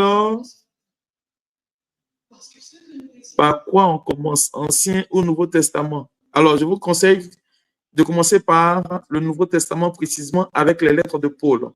Voilà. Commencez avec les lettres de Paul. Et c'est très important. Les lettres de Paul, ça va vous aider. Comment connaître son identité? C'est la Bible. Hein? Il faut aller lire le psaume de David, le psaume 8. Tu verras qui tu es. Psaume 8, tu lis le psaume 8. Et puis tu réponds aussi en Genèse chapitre 1 pour voir ta création. Tu verras. Comment on lit la Bible? Voilà, je l'ai déjà donné comme élément de réponse.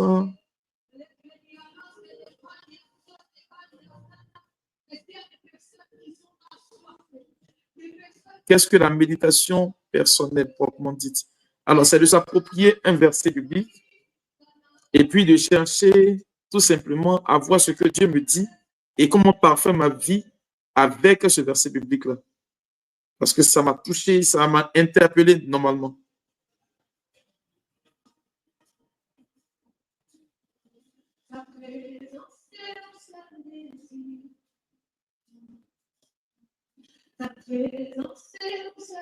Souvent, la perte du goût de la prière, c'est normal parce que vous êtes des êtres humains et parfois vos difficultés font que vous n'avez pas la force de pouvoir tenir.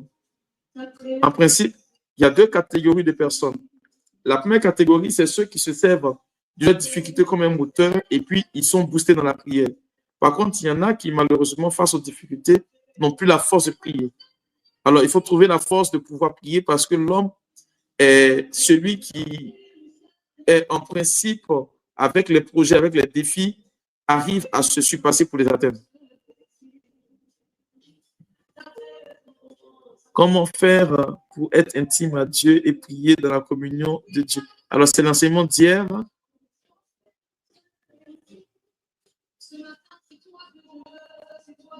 Est-ce que, mon père, la foi audacieuse peut être utilisée par une personne qui vit en concubinage, même baptisée? Bien sûr, ça va te donner l'opportunité de quitter naturellement ce que tu vis. Une personne qui rêve et voit des choses être réelles, qu'est-ce qu'on peut dire de cette personne? Ça, c'est un autre domaine.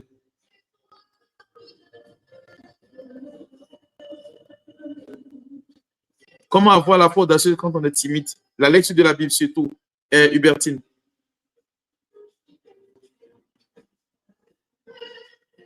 Alors, comment l'être? Comment avoir la foi, l'audace? C'est ce que je viens de dire tout à l'heure, là. Faire confiance, se rappeler les promesses de Dieu, demander la force de Dieu, se souvenir des exemples de la Bible et puis agir avec confiance. Quelle est la méthodologie pour une bonne méditation?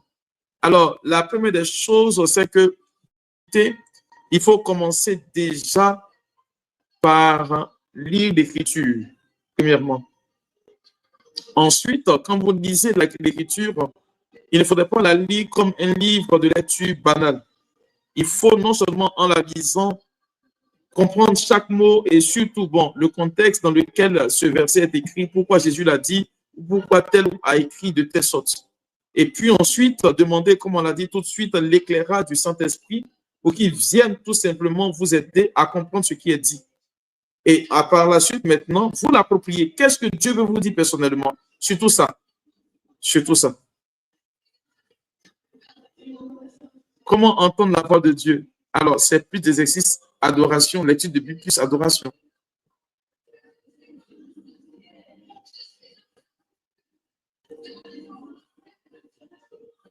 Alors, pour la lecture de la Bible, faut-il se fixer une heure autant que faire ce qu'il faut la lire? Mais ne lisez pas la Bible quand vous avez sommeil. Comment prier avec la parole de Dieu? Alors, c'est d'abord de la lire, comme je l'ai dit tantôt, et puis de se l'approprier, et puis ouvrir la bouche pour dire à Dieu que vos besoins sont ci et ça. Développer son intimité avec le Saint-Esprit. Hier, je crois avoir donné l'enseignement sur comment développer son intimité avec le Saint-Esprit. Oui, c'est cela. Être sensible à l'Esprit Saint. Donc, tu te réfères à l'enseignement d'hier. Alors, c'est Mélissa Evelyne Koua.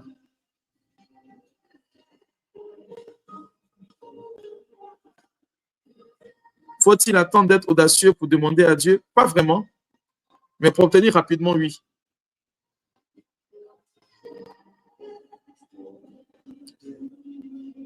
Comment savoir qu'on a réellement la foi en Dieu? Ça se vit, tout simplement, tu le sauras. Avoir la foi en Dieu, c'est agir conformément au récit de ce que Dieu est et de ce que nous avons besoin de lui tout au long de notre vie. Et donc, dans ce principe basique de la foi réelle en Dieu, c'est que je ne doute pas de lui. Je ne doute pas de lui. Comment vaincre les maris de nuit, mon père, s'il vous plaît? Terrain, alors, tu seras obligé de me voir en inbox. Voilà.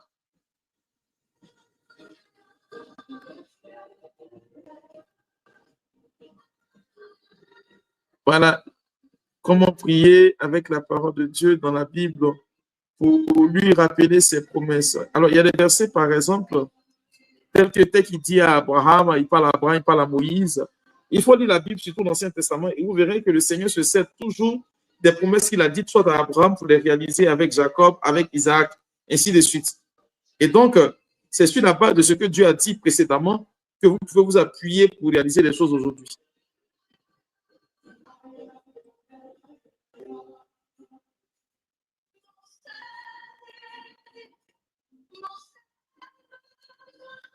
Voilà. Bon, le temps que j'ai promis est passé de 4 minutes. Alors, on va prier. Mais avant de la prière, je voudrais vous rappeler de ces informations cruciales. La première, c'est la 2 retraites. La première retraite, c'est au mois d'octobre prochain, du 24 au 26 octobre. C'est à Merville, pour ceux qui sont du côté de l'Europe, précisément en France, dans le nord de la France, à Merville. C'est 160 €. Nous serons avec le serviteur Marcel Blé, le Père Norbert et moi, votre serviteur.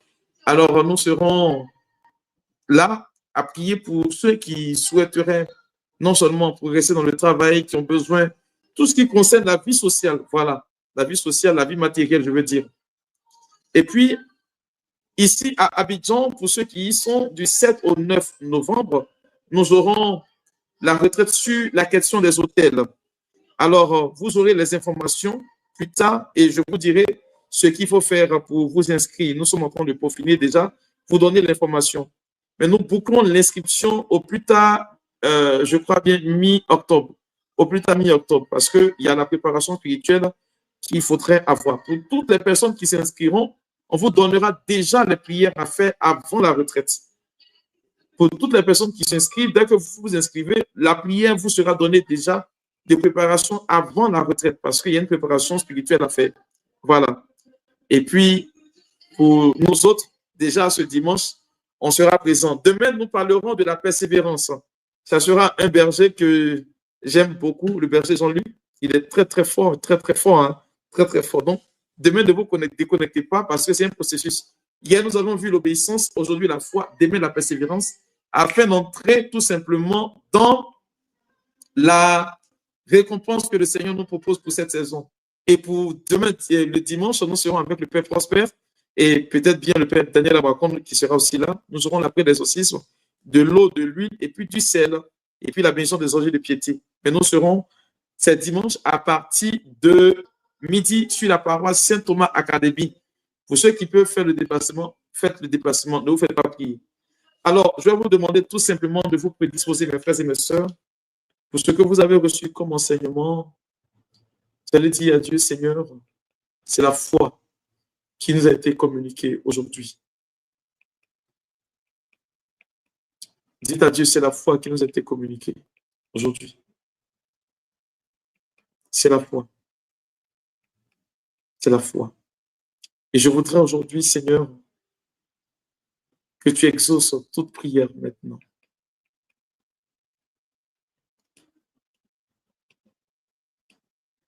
Regarde la vie de tes enfants. Ils n'ont plus que jamais besoin de toi.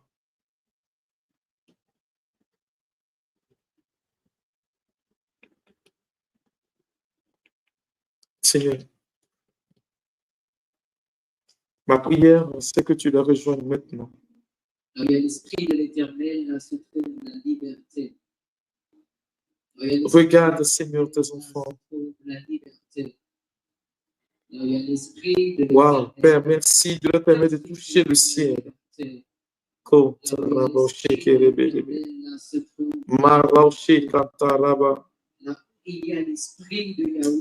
Frères et sœurs, pendant que je suis en train de prier, je demande au Seigneur d'augmenter en vous la foi. Oui, d'augmenter en vous la foi. L'image que le Seigneur est en train de me présenter, c'est l'image des personnes qui ont dépéri, pas seulement physiquement, qui sont devenues chétives à tous les niveaux. Je vois l'image de Dieu qui est en train de vous accorder la nourriture nécessaire pour que vous repreniez vos forces d'avant. Alors que je suis en train de prier, la main de Dieu est en train d'opérer fortement dans la vie des enfants de Dieu. Seigneur, merci de faire du bien. Merci d'octroyer. Merci de changer. Merci d'autoriser. Et merci de faire du bien à ceux et celles qui sont connectés. C'est la foi, Seigneur, que nous avons développée aujourd'hui. Et je prie pour que ta grâce ne fasse point défaut à tes enfants maintenant.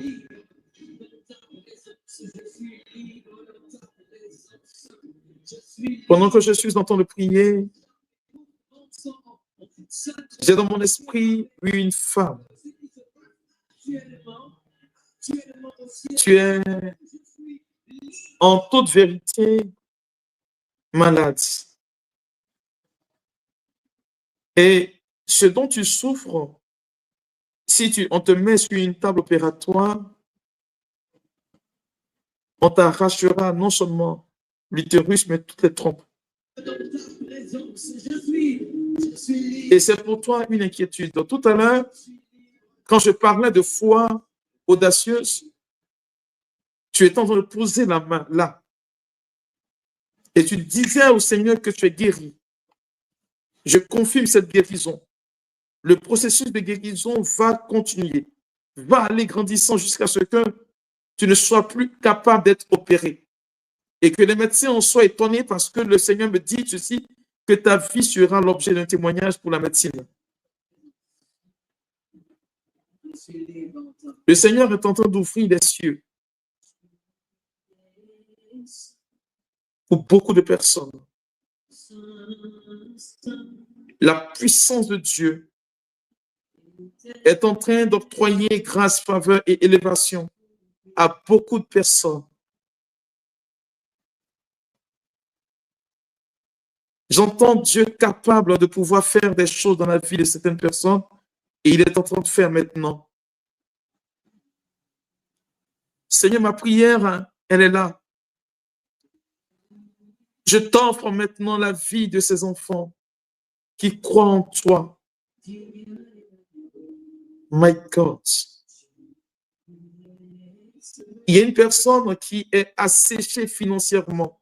Et quand je dis financièrement, tu n'as aucune issue. Tu ne sais plus où mettre de la tête. Le Seigneur dit, entends bien. Il ouvre cette saison pour toi particulièrement. Je vais demander à cette personne de faire le déplacement le dimanche parce que le Seigneur me dit que tu es en Abidjan. Avant le dimanche, la situation financière que tu connais, qui est assez misérable, va connaître une prolongation, un essor. Parce que Dieu est en train de changer beaucoup de choses.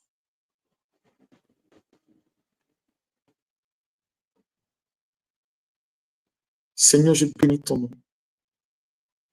Et je te rends toute la gloire. Et je te dis merci. Il y a une personne malade qui a un problème cardiaque. Pendant que je suis en train de prier, la main de Dieu est en train de te guérir. Parce qu'il dit, c'est l'élément qu'il t'a donné, qui te donne l'autorisation de pouvoir respirer, de pouvoir te mouvoir. Il la garde intacte. Et je bénis Dieu pour ta vie. Seigneur, merci d'octroyer ta faveur et ta grâce à tous tes enfants. Toi qui es Dieu, pour les siècles sans fin. Amen. Alors, frères et sœurs, comme je le disais tantôt, je ne prierai pas pendant longtemps parce que déjà le dimanche, je voudrais vous voir. Pour ceux qui sont hors du pays, qui sont hors d'Abidjan, n'ayez pas peur, ça sera retransmis. Vous aurez le direct. Et je prie que Dieu vous bénisse encore, qu'il vous accorde plus que vous nous avez demandé aujourd'hui, demain, pour les siècles sans fin. Amen, amen. Le Seigneur soit avec vous et avec votre esprit.